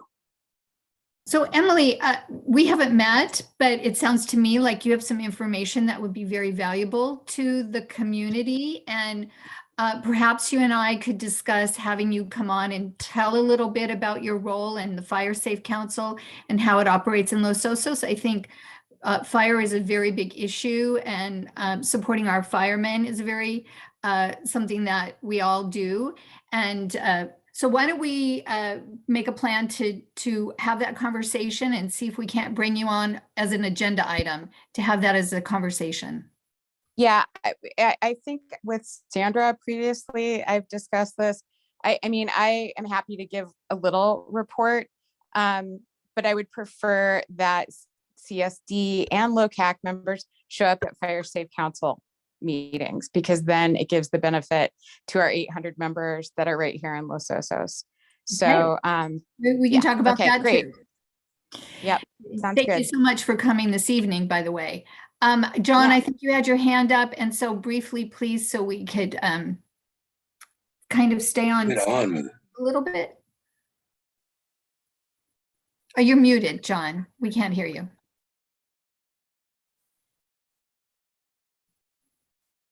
I did it.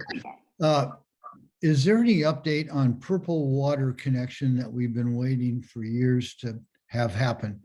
to the schools and to the park? To the schools, it was my understanding that it was a contract that was waiting to be resolved. No, I don't have a good handle on the latest on that. It's been hanging out there for a long time. But if you contact the CSD office, I know you'll get an update on that. All right, thank you very much. Okay, great. All right, Chuck, thank you. If there are no further questions, I think we'll move on to our next agenda item, which would be Chamber of Commerce. Jim, are you doing? Yeah, the- I'm here. All right, great. All this heavy duty talk, we want to talk a little fun. The Chamber is having its annual Oktoberfest. Come and listen to band and dance and drink beer and enjoy the sunshine of Los Osos. It's on Sunday. We started about 7:30 with a pancake breakfast by Kiwanis. Run starts at 9 o'clock. The music starts at 11. So you decide when you'd like to be there. It goes till 5:30. Love to see you all. Second thing the Chamber's involved with, first meeting of the Christmas parade, or we call it Christmas event week, I guess. Parade will be held as usual on the second Saturday in December, with the theme, which was just determined, happy to be here. I think that includes most of us in this room. Yeah. Parade theme. And we also have the lighting, and we want to light the community, so that'll be a part of that whole Christmas. That's the Chamber activity. Great. Thank you, Jim. I look forward to seeing you at Oktoberfest. All right. Public comments for items not on the agenda. Becky, where are you? I think, I'm not sure that your presentation is going to work. All I can say is third time is a charm. Maybe we can figure out what the gremlins are for you and your presentation. Unless by some miracle you got that worked out. Yeah, I don't think it did. But can I just, for my public comment, just say a quick gist, what the gist of it was? I've seen your presentation. It is really informative and visual. So I think we should try to do it again and get it Right. worked out so that people can see how you demonstrate it, because I think that's much more powerful than Yeah, and it's not the one with the measuring cups. oh, it's not. Okay, well, sorry, then I haven't seen it. Becky, reach out to me and let's just schedule something and I'll Yeah, we will. and try to figure it But out. just so people know ahead. that basically, because I want to use my comment time, that we're very concerned about our aquifer, and the BMC tends to paint a rosier picture, or some of the members of the BMC are painting a rosier picture. And Mr. Gibson was talking about, we are moving towards sustainability. Please, people, realize it's minuscule. It's a minuscule amount of improvement, and it's not, we won't see sustainability for 28 more years. So that's the big gist.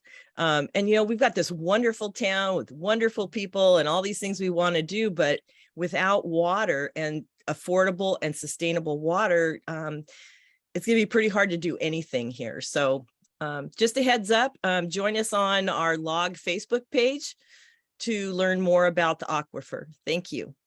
Okay, any other public comments for items not on the agenda?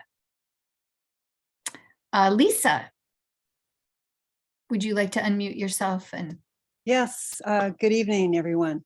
This is kind of a funny item to bring up after Jim announcing Oktoberfest, because I just wanted to make a comment, bring something up that I think affects a lot of neighborhoods from mainly 4 different music events throughout town at various weekend times mainly. But there's a new venue that's happening at the Merrymaker that is incredibly loud. And I just felt like, hey, I'll bring it up. it's incredibly loud and it ramps up every 20 minutes until they close. And I know I'm not the only one saying it. So maybe this could be discussed at some point, like what kind of town do we really want to be here on an estuary with some pretty incredible wildlife. When it gets really loud, it feels very out of place. And I love music, so don't think I'm just boo-hooing everyone's fun. I think we should have music. So that's my comment this evening. If I could add one other comment. You have 3 minutes. You can 3 minutes. all you want. I also wanted to say, bring up the topic that John Lint brought up. Having heard the Los Osos part of the last county water board meeting and the very astute questions by the board to our BMC head, you know, and all these big projects, huge projects talked about, long-term monitoring, all this big stuff, right? And then one of the comments was, do you have the purple pipe in the ground? Yes, we do. And then he just kind of threw his hands in the air. Well, why isn't it hooked up? And that's how I feel as a community member about that project. And I really hope that since that meeting, it will be reprioritized. Our schools deserve better. And that water would be going to the schools, from what I understand. That's it. All right. Thank you, Lisa. Anybody else for public comment? Margaret, you have 3 minutes.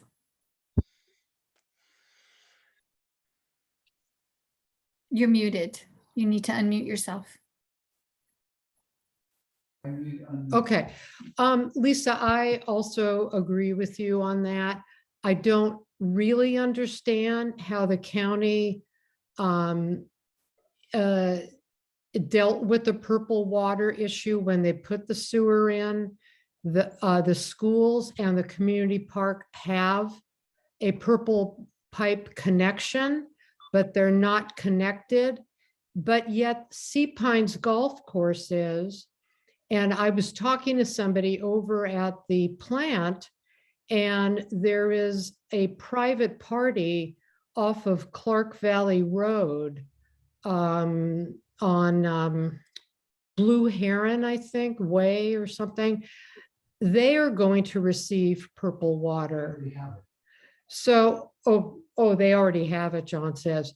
So how is it that these two entities that are private people, private businesses, how do they have the purple water and yet the county park doesn't have it and neither the schools?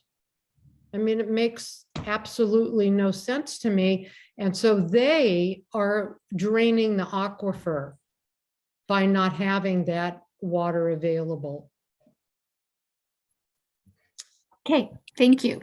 Thank you. Okay, I'm not sure who came first, but how about Emily? You have 3 minutes.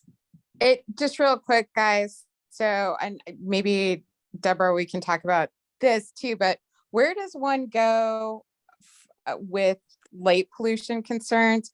One of the fallouts from the safe parking program at the library and then encampments on Palisades. And it's funny because neighbors, when we're out walking dogs, you know, will ask about this question, which is, it seems like we're having an invasion of the third kind. And then finally, I figured it out. The church on Palisades erected, and I understand because was increased crime, et cetera, this massive, huge, very bright light. And, you know, I'm a mile away and it's shining right in my dining room window, like literally, and for a lot of other neighbors too. So just wondering where we go with something like that. I think you just did. Just Okay, showed up. great. So Well, it's a something to significant talk problem. We live in a lights out community, or we're supposed to, and it just seems to really go against that. But I also understand the immense problems that the church has had over the last couple of years because of the parking stuff. Right. Thank you, Emily. Mhm. Lindy, you have 3 minutes. Oh, you need to unmute, Lindy. There you are. I wanted to go back to the purple pipe that Margaret discussed and remind all of us that the agreement for having recycled water was that it would offset agriculture. That's huge. 50% of our water comes from the ag and private wells. And most of that is probably from ag. So if we had built a plant that could provide and, make affordable alternative to pumping that side of the aquifer, we would have used our recycled water in a much better way. It was the way that was, promised. And yet now the county is giving it to dryland farmers. And as Margaret suggested, it's going weird places, not to the the play fields, not to the cemetery, not to all these places that would have stopped that pumping. We can go ahead and switch our pumping to the back, but if we don't eliminate the pumping from the back by using that purple pipe, water correctly, we've only, made it worse. So I just, Margaret's right on to something, and the private wells need to be metered. We need to know how much they use. They need to be included in our basin management plan. It's pretty simple. So that's all. Thanks. Thank you, Lindy.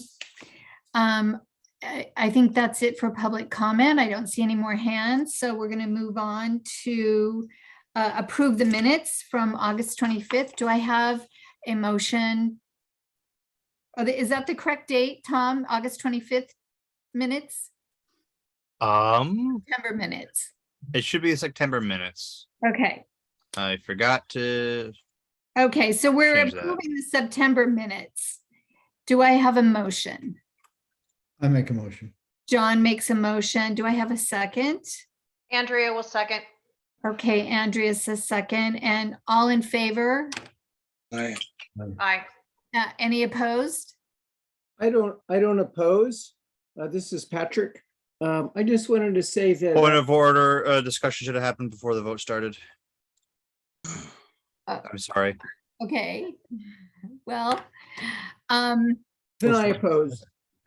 okay, so Patrick opposes. Sorry, Patrick. Discussion wasn't asked for, though, actually. It's true, it wasn't. You're right. Sorry, I'm a newbie. Would you like to have a discussion? Yes, thank you. I just want to make a comment about the minutes. Okay. So let's remove my negative vote right now. We'll just make a comment. I will approve the minutes because I was there, and yes, that's what happened at the meeting. But if I wasn't there, reading the minutes wouldn't tell me anything. I wouldn't understand what happened at our meeting because the minutes don't really describe much of anything. But what they do describe happened. So yes, I will approve that. Okay, so we have a unanimous approval then of the minutes. Jim, do you have our treasurer's report? Yes, we have a beginning balance of $1,367.28. There were no expenditures and there was no income. So the ending balance is the same as the beginning balance. Okay, that was short and sweet. Committee reports, Larry Bender? Where are you, Larry? Oh, there you are. You need to unmute yourself. There we go. All right. Yeah, we didn't have any projects or anything this past month at our regular meeting, but we did have discussion on the role and the objectives land use is looking at. And we're continuing that into our next meeting. And once we finalize all that, we'll present it to LOCAC. Okay, great. Sounds good, Larry. Thank you so much. Trees and landscape, Andrea and John. Sure, we'll just be brief. We did have a meeting last night, talked about some small projects, one at the community park, one at the corner of LOVR and South Bay Boulevard. I think the only action item that we did was send a list of trees to county parks in hopes that they can decide what to replant, I'll call it, at the community park. I'm also looking for greening Los Osos / Los Osos bare roots, helping us out in the future. John, please add if I've skipped anything. No, that's fine. Thanks. All right, great. Thank you. Thank you both. Kristen, how about outreach? Pretty short as well. I wanted to welcome Tom as the official co-chair. We've decided to just do it that way. And we're having our first meeting on November 8th, and it's on the website if you would like to attend it. And basically what we're just going to do is like, what do we do? My opinion on this is that until we have a strategic plan, there's not a lot we should do, because we have to see what the rest of y'all want to do. And beyond that, I want to thank Andrea for her patience, because when Trees and Landscape started, no one told me, and there was a lot of, hey, how do I do this? And there wasn't. So those of you guys on the council should have gotten the document where I full on wrote it all out, and I fully realized that no one's actually gonna read it unless they care, but I did it. So there you go. Do I have anything else? The one thing I have been doing is that, again, I'm kind of a unique demographic to the group. I'm hearing a lot of chatter in the school-age parent groups. And so I'm going to start thinking about going to like PTA meetings and stuff like that to even educate about LOCAC, because they're talking about how do we find, Deborah will love this. They want to ride from like LOVR to junior high. And there's no safe path for that. And it was really interesting because I thought about that, because I ride those paths all the time and it's totally true. And I don't even know what to do, but I was like, that's something we get the whole community behind. But did you know, do you know about LOCAC? And they're like, no. So I might brave the PTA world and start going to those meetings. But that's it. Thank you. Kristen, thank you so much. Yes, you are the one demographic there, and we want to hear from your demographic very, very much. We need to serve the school age parents and the children, and Safe Routes to School is a good place to start. Ad hoc water committee, I'm going to let Larry start off. He's going to report on the BMC, although I think as he pointed out, Chuck really covered a lot of that territory. So where are you, Larry? I'm right. I'm right here. There you are. Okay. All right. Go ahead. And then I'll add a little bit at the end. Okay. Thanks. So it was kind of a long meeting. There was 4 action items that they covered. The first item was to approve the sustainable yield estimate for the calendar year 2023. The recommendation was to establish a sustainable yield of 2380 acre feet per year, which was the same for the calendar year of 2022, this year.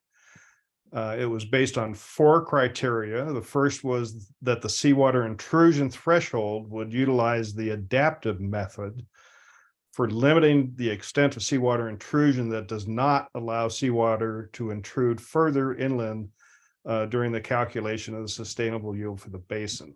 Second, that the Broderson Mound was estimated to be approximately 50% developed.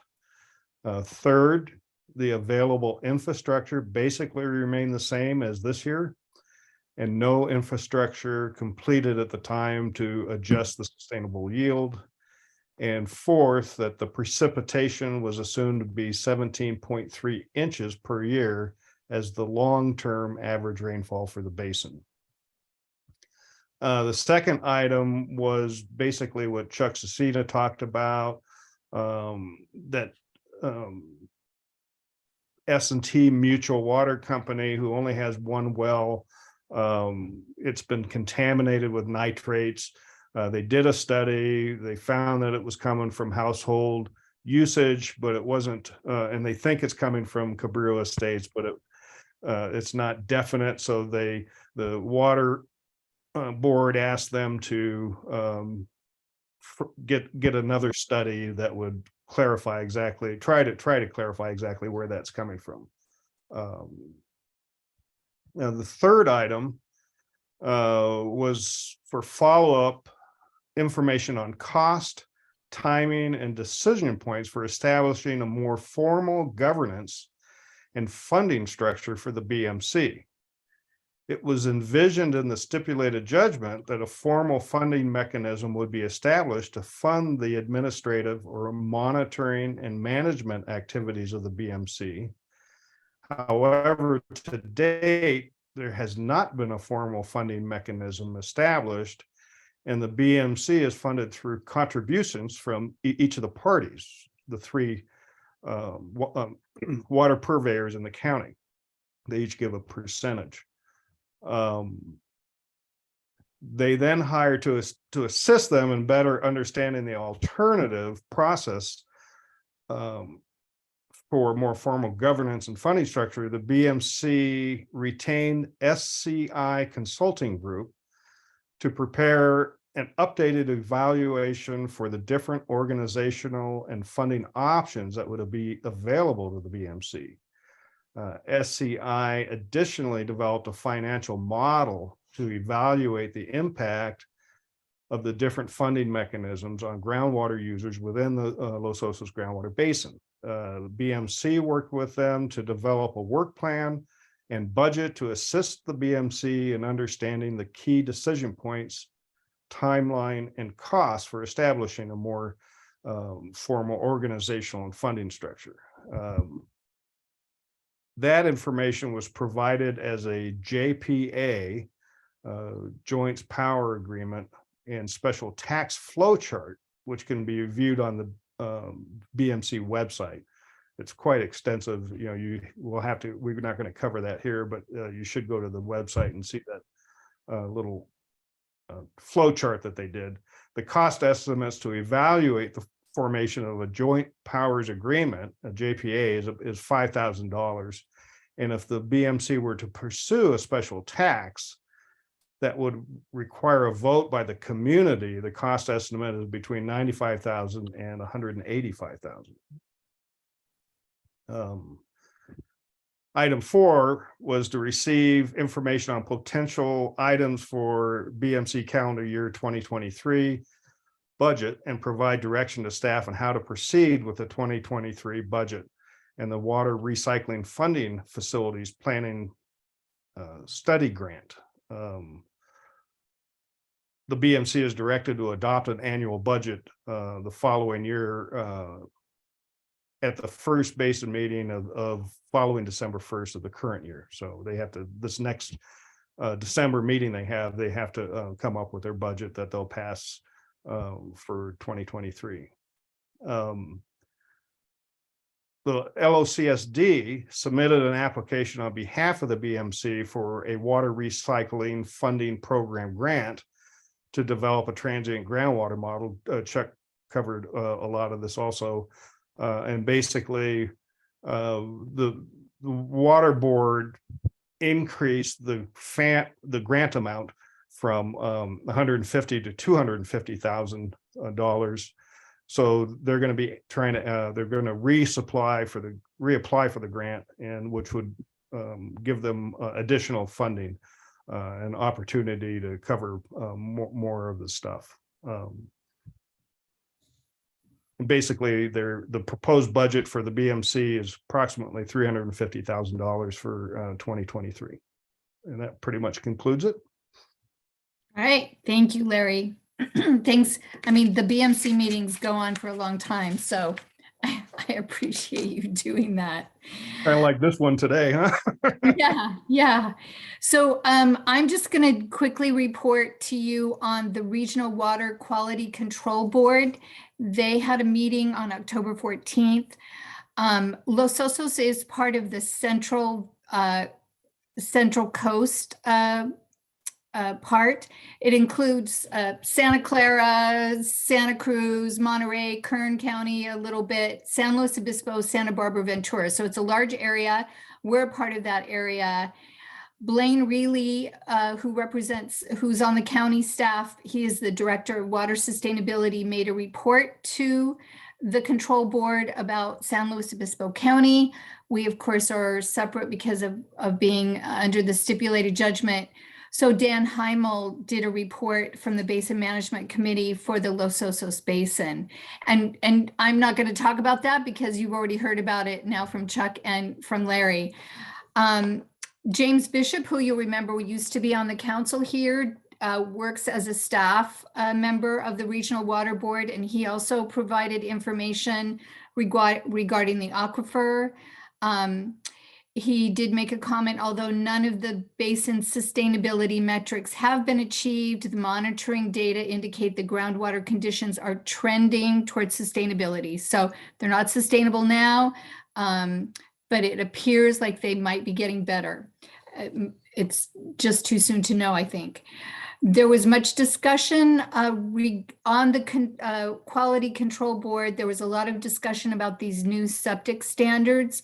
If you recall, I covered that in one of my earlier meetings, water reports. The Local Agency Management Program, otherwise known as LAMP, where people up in Cabrillo and possibly other areas that are still on septic would have to put in an advanced system of treatment at their homes, a mini wastewater treatment plant. These are very expensive systems. After presenting to LOCAC, I went to the Homeowners Association. I did a similar presentation for Cabrillo Estates. They were very interested. They want more information. I think I've already mentioned in today's meeting that I'm working with Corey Hahn with the county to get somebody to come and talk to them. And we've decided that the best way to do that is to do it at a LOCAC meeting so we can reach a wider audience. So more on that when we figure out how to make that happen. The Regional Water Board wanted to know how to communicate with the community about these regulations. And I'm listening to the meeting and I'm going, jumping up and down. LOCAC, this is how you communicate with the Los Osos community, okay? Come to us, we'll talk about it. I'm serious, I was. We're gonna be talking about this. We're gonna be talking about LAMP. We're gonna be talking about what if we hooked up to the sewer? What does that look like? What would that cost? What's involved? We're gonna keep coming back to this subject. And hopefully in December at our next meeting on the 15th, we'll be able to do a presentation from the county about some of this. If not December, then at a future meeting. But when we do have it, I hope that you all spread the word and so we can get plenty of people here to listen and understand what's going to be required.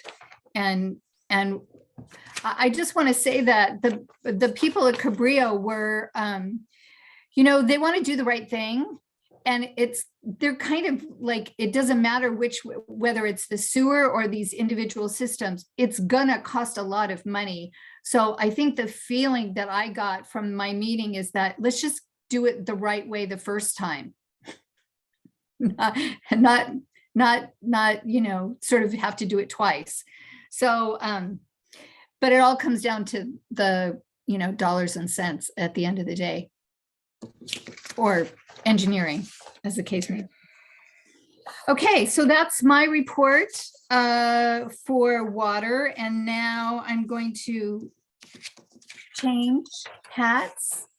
Kristen, yeah, I'm going to change hats. And I'm going to do the active transportation report. But I have Chuck's got his hand up. I don't know if. Oh, Chuck. Oh, I'm sorry. Chuck.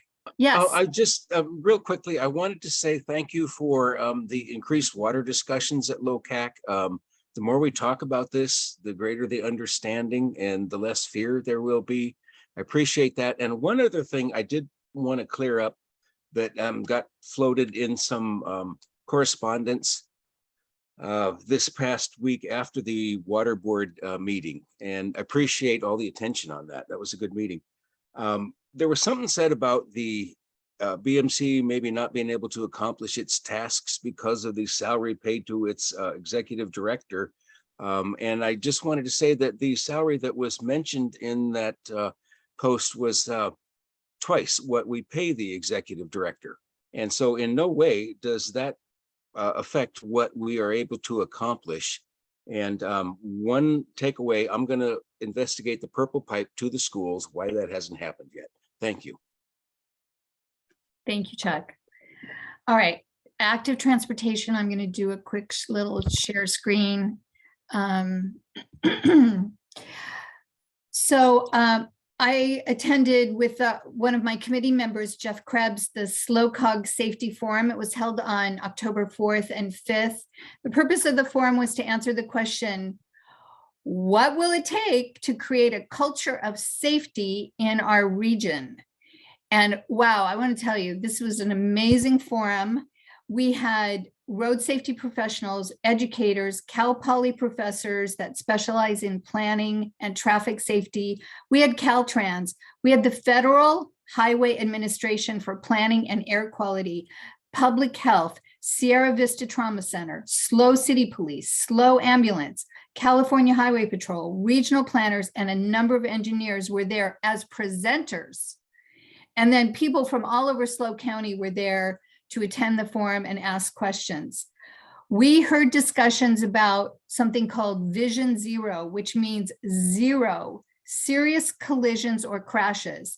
And we were taught to eliminate the idea of accidents. Accident is something that, oh, it just happened, you couldn't prevent it. No, that word accident is thrown out, and now we talk about crashes and collisions that can be controlled and prevented. And Vision Zero means none, no more.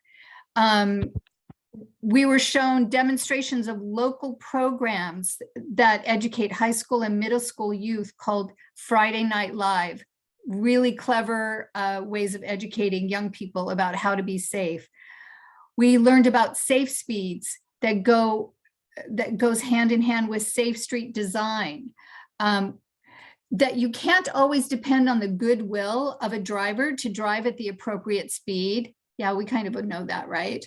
And what's interesting, new car designs make it safer and more comfortable for drivers, right? But if you're not in the car and you're outside of the car, it's a little different. You're a lot more vulnerable. And so we were asked to think about when you go into a parking lot of let's say Ralph's parking lot, you're driving your car, you're totally comfortable, right?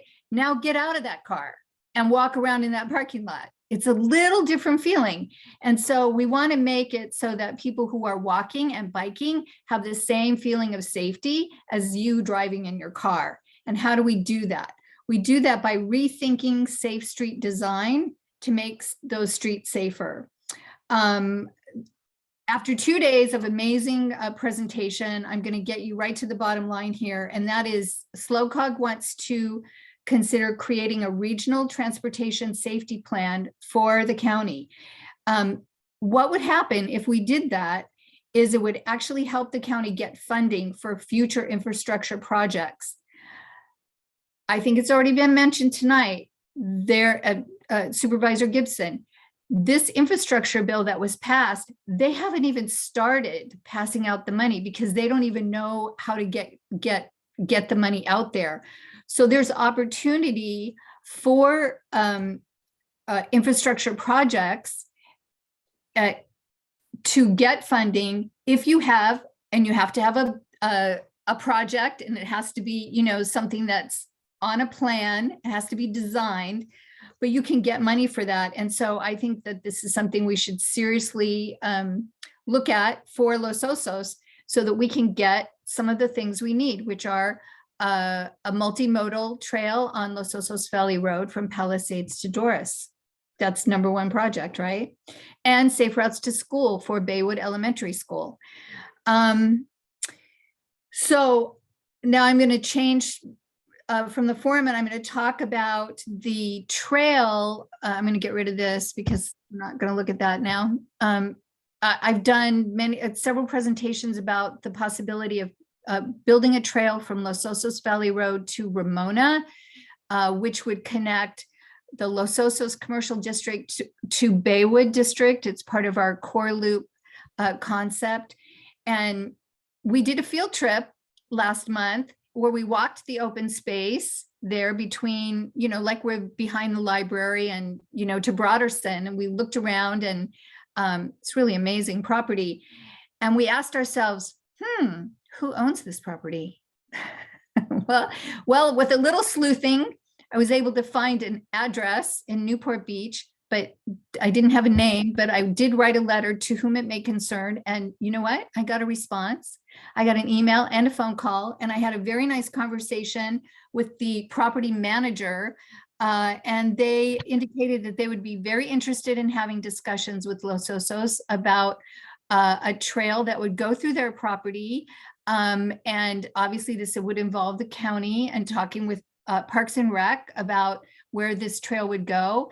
But they've done a lot. Actually, they gave the county the property for the library. They gave the county the property where the sewer was going to go, that Tri-W. They worked with the county on that. So they're used to working with the county, and I think we can make this happen. So I was just super thrilled to make that connection with her. On a committee level, we intend to continue our dialogue with the county to improve our roads and pathways for all users.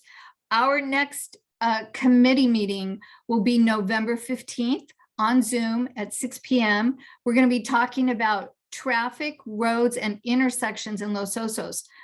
We want to hear from the community about what your issues are. And I know, Kristen, you have an issue with sand. Okay.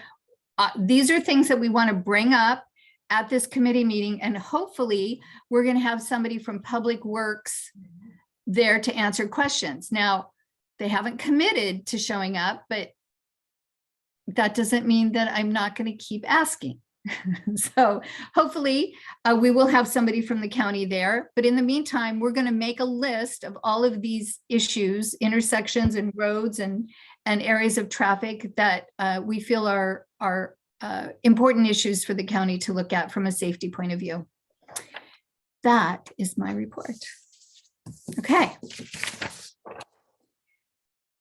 So the last thing here is a bylaws, but I don't have anybody here from bylaws committee, I don't think, because Tricia's me. Oh, Patrick are on it. I mean, I think the only update is that the next meeting is sometime, but I don't have it conveniently where. Okay, see what happens when Trish isn't here? All right, well, so we'll get back to you on the bylaws. We're going to be revising the bylaws, but I think it's just some tweaking, actually. Consent agenda, I don't think there is any consent agenda. Isn't that right, Larry? November 11th, sorry. Oh, November 11th. Okay. Mark it in your calendar. And the plan is to go over the procedures doc. Sorry, that Okay, great. kind of unorganized, but there we go. Okay. So now we're down here to number 10 business items, adding speakers throughout the year, examples, the Coastal Commission, CAL FIRE. Oh, we talked about that tonight a little bit. CAL FIRE, code enforcement. I'm opening this up for discussion. I kind of feel like that fits into the, what do you call it? Strategic planning. Mm-hmm. Tom. Okay, well, website training for committee leadership, that's you, Kristen. I think you briefly mentioned that in outreach that the plan is in place. We'll see if, I don't know if Andrea was able to take what I gave her, but she watched the videos today and I sent it all to her. So. Thanks, Kristen. I have not put it into practice, but I am fully prepared. Woo! So I think, because that's what I found is when I trained Trish, she didn't have to use it. So if you require training, watch the video first if you would, please, because otherwise I'll do it for hours. But all the stuff is in place. That document I sent, if you guys want to control your own communications and whatever else, I have zero issue with controlling you. So go for it. Not my problem. So, and if any of you others, the one thing I would request is, you know how people forward information and I don't know if it's for the website, I don't know if it's for the newsletter. So I really need it to be very clear or I will not take action. So if you're like bummed on that, but you have the ability, if you want to take a little training, it's not that bad. It's pretty straightforward once you get there, to do it yourself if you want to add something to the website. So. Okay. All right. She's the one. Don't bring your questions to me on tech stuff. Okay. If it's not Mac, I can't do it if it's a Mac. Sorry, Becky. Strategic planning session. Are we ready for this? At 9:17. I don't know if we'll ever be able to do it publicly. It's so hard. It's Okay. really late. We might have to hold like an emergency, not necessarily emergency, a special meeting to discuss strategic planning. Okay, well, we want to have a strategic planning session for the council, is my understanding. We do have something planned for November. I don't know that we have the actual dates. Trish asked me if I could talk to you about, we're talking about 2 sessions, 2 hours each. Do you want to do it 2 evenings or a Saturday morning, Saturday afternoon kind of arrangement? And then obviously it looks like we have some homework to do before we do it. Patrick, I think you had some concerns about doing strategic planning. I mean, let's just talk about it. Let's get this discussion going. Yeah, that would be a really good idea, but it's almost 9:20 now, and we are supposed to close at 9:30 or else make a motion that we continue on. And I don't know, personally, I'm pretty tired right now about this. So maybe we could reschedule it or do it during a closed session. Oh, I understand the disheartened of not being able to discuss it at this meeting, but I do want to give it the full attention it deserves. okay. I think to be helpful, can we continue the conversation we had via email, which is, do we want to, when we talked about bringing on Sandra, I think all of us thought it was free. And I think half of us were like, whoa, hold on. And I personally just don't think we need to invest or look for funding for it when we could probably work together well without it. That piece I think we should discuss, because that helps go forward with planning it. And then I think do we do it in one day, which I'm usually opposed to because I think it's good to percolate, is another thing that's worth using. That's great discussion. So we've had our budget fully funded. The money for the strategic planning, paying for the facilitator was in the budget, and we did receive that funding. So you don't need to worry about the money. Okay. Cool. Good to know. So. Okay, I would still like to say, I don't think we need a facilitator yet. Let's, we all haven't gotten together and talked. Let's try that first. Well, what are these meetings if us not getting together to talk? Oh, he means like about, I think the issue, if I'm wrong, Larry, is I think that we haven't had the chance to try to do it our way and not through a strategic planning way, if that makes sense, like with a professional, right? Yeah. Am I right, Larry? Yeah. I apologize for cutting you off. So here's and I think I made this comment before, that then somebody has to be in charge, and then if you're a council member, then, you can't fully participate in what's happening because you're also having to be in charge. Like I had to be in charge of this meeting, and that's a lot different role than me just being a participant on the council. And so to avoid that, we have a facilitator, keep us on track, keep us on time, keep us focused on what we're looking at. And we have Sandra who we all know. And I think we all trust because she's, shown herself to be a very diplomatic person. So I do want to qualify that not everybody does know her. So you do, right. And I appreciate that, but I do want to say that piece. But I hear you, and I'm just going to do this for public. We all like to hear ourselves talk for a minute, make sure we're all heard. So that's all I'm doing, and I have no attachment to this. But I do think when we're sitting here and I'm listening to the public talk about a tree died, we fundraised for a tree, we're going to spend $1,500 on a day when we haven't even tried to talk to each other about it yet, is hard sell for me when I'm listening to what the concerns are from the public. And that's all I have to say. And I'll just, so. I totally agree. I totally agree with both Larry and Kristen. I think we need to give it a try ourselves. I think you're doing a really nice job facilitating the meeting tonight, Deborah. but you also have participated quite well. So I don't see that there would be a problem with a facilitator participating also. So I think we need to give that a try before we spend that kind of money on, even if we have it in our budget, we could use it for something else that would benefit the community more. That's my thought. Okay.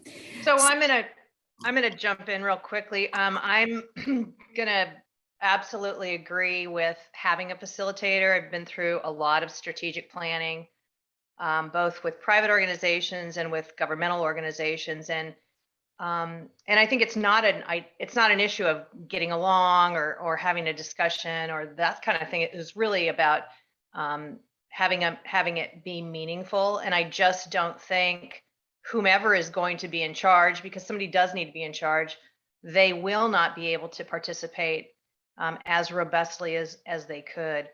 I'm not sure if we've budgeted for the event. I'm not sure that we can use that money for something else. And I really hate to try to do it on our own and potentially, waste that time and then do it again with a facilitator. So that's my 2 cents. Okay. Council members, anybody else have any thoughts on that? Okay. I'm okay with going with a facilitator. Okay. Who now, Deborah, who the budget is did we get some grant money for this to cover it? Is that what you're saying? So LOCAC is funded through the county by requesting a grant. We send our budget into Supervisor Gibson, and then it is approved by the county, the Board of Supervisors. And we received all of the money that we requested. So that included money for the facilitator.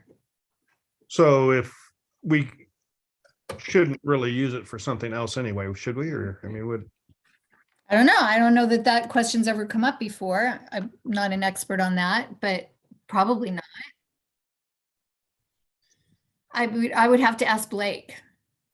Yeah, I'm pretty sure that once you've got your certain budget, if you don't spend that money, it just goes back into the pool and you have to request it again, just from all the conversations we've had. Or it could be spent for like the community event when we got all the other organizations together, and we could have used a little more money for advertisement and stuff like that. It doesn't have to be specifically used for the facilitator. It's LOCAC's money. We decide if we need it or not to use it. Yeah, so I'm not an expert on that. So what I've seen being treasurer last year is that if there was money not spent, it just rolled over into our budget for the next year. And then when we request our budget, we only ask for what we need, because I think we have a certain amount of money, $1,300 in the bank. And so we didn't ask for our entire budget. We only asked for the part that we needed. So Jim's not here anymore. We don't have the budget in front of us. That's something we can discuss. It seems like 1, 2, 3, no facilitator, 1, 2, I don't know, Larry, 3 facilitator. Then we have Tom and John who haven't really said. Is this something we want to vote on, or do we want to just Tom, you want to chime in on this, or we can have a vote? no, chime in. Tom, are you there? Yes, I'm here. I'm thinking. I'm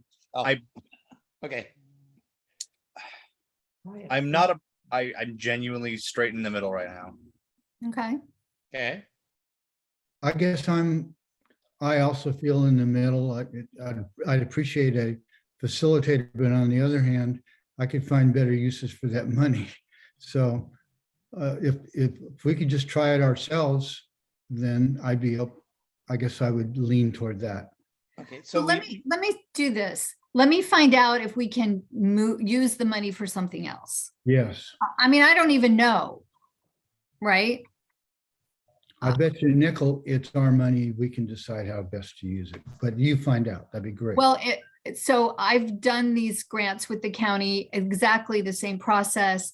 And if I get grant money for my nonprofit and I don't use it for my event, I have to give it back. So let me just check. All right. You're probably right, but I don't know. Yeah, I don't Lindy's- want to give it back.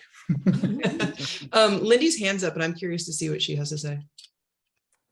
Yeah, I just want to make sure nobody, other council members had anything they wanted to say before we went to public.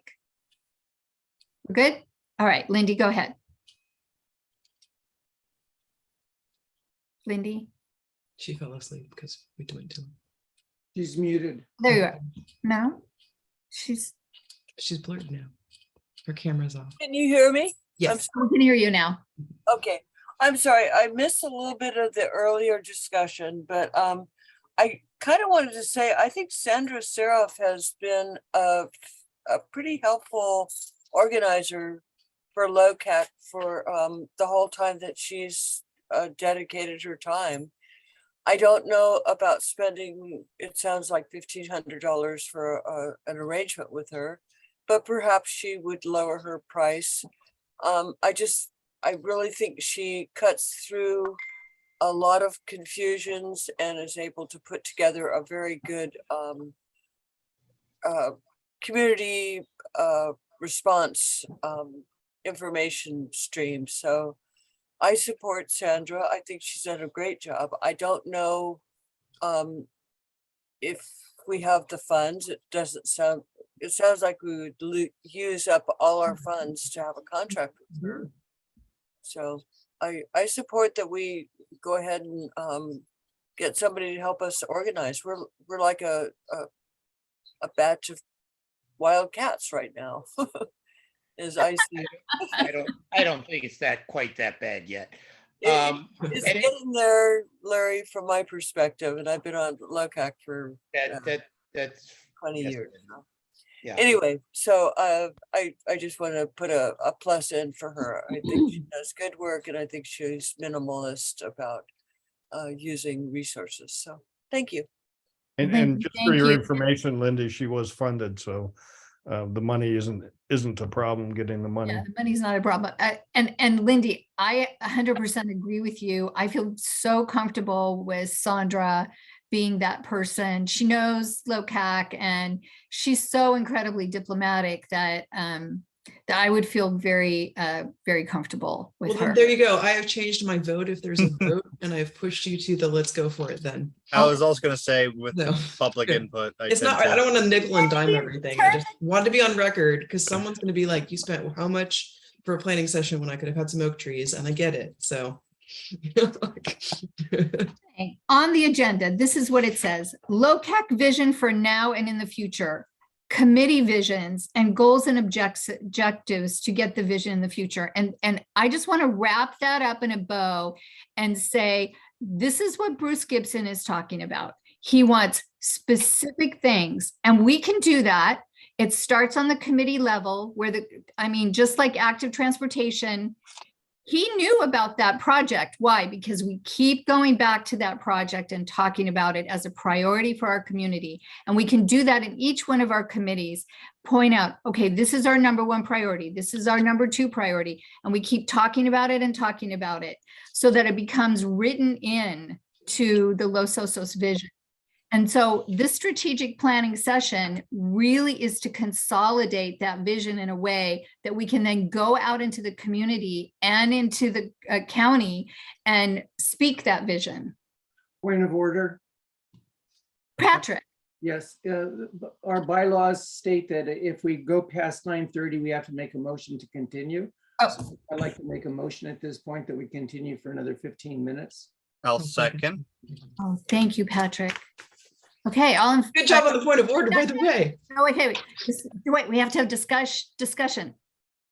No? Yep. Notice none from me. Okay, so vote. All in favor for another 15 minutes? Aye. Aye. Aye. We're all in agreement. Great. Thank you, Patrick, for doing that. I appreciate that. Deborah, I'd like to make a motion. I'd like to float a motion to approve the strategic planning with a facilitator is funded in the budget. Okay, I'll second that. Hold And- on, I'm writing the minutes. I'm sorry. Seconded by me. Approved. Okay, motion. What was the motion? To move forward with a facilitator for the strategic planning session as budgeted. Thank Sorry, you. Tom. Thank you very much. I'll second. Do we have more discussion or should we take a vote?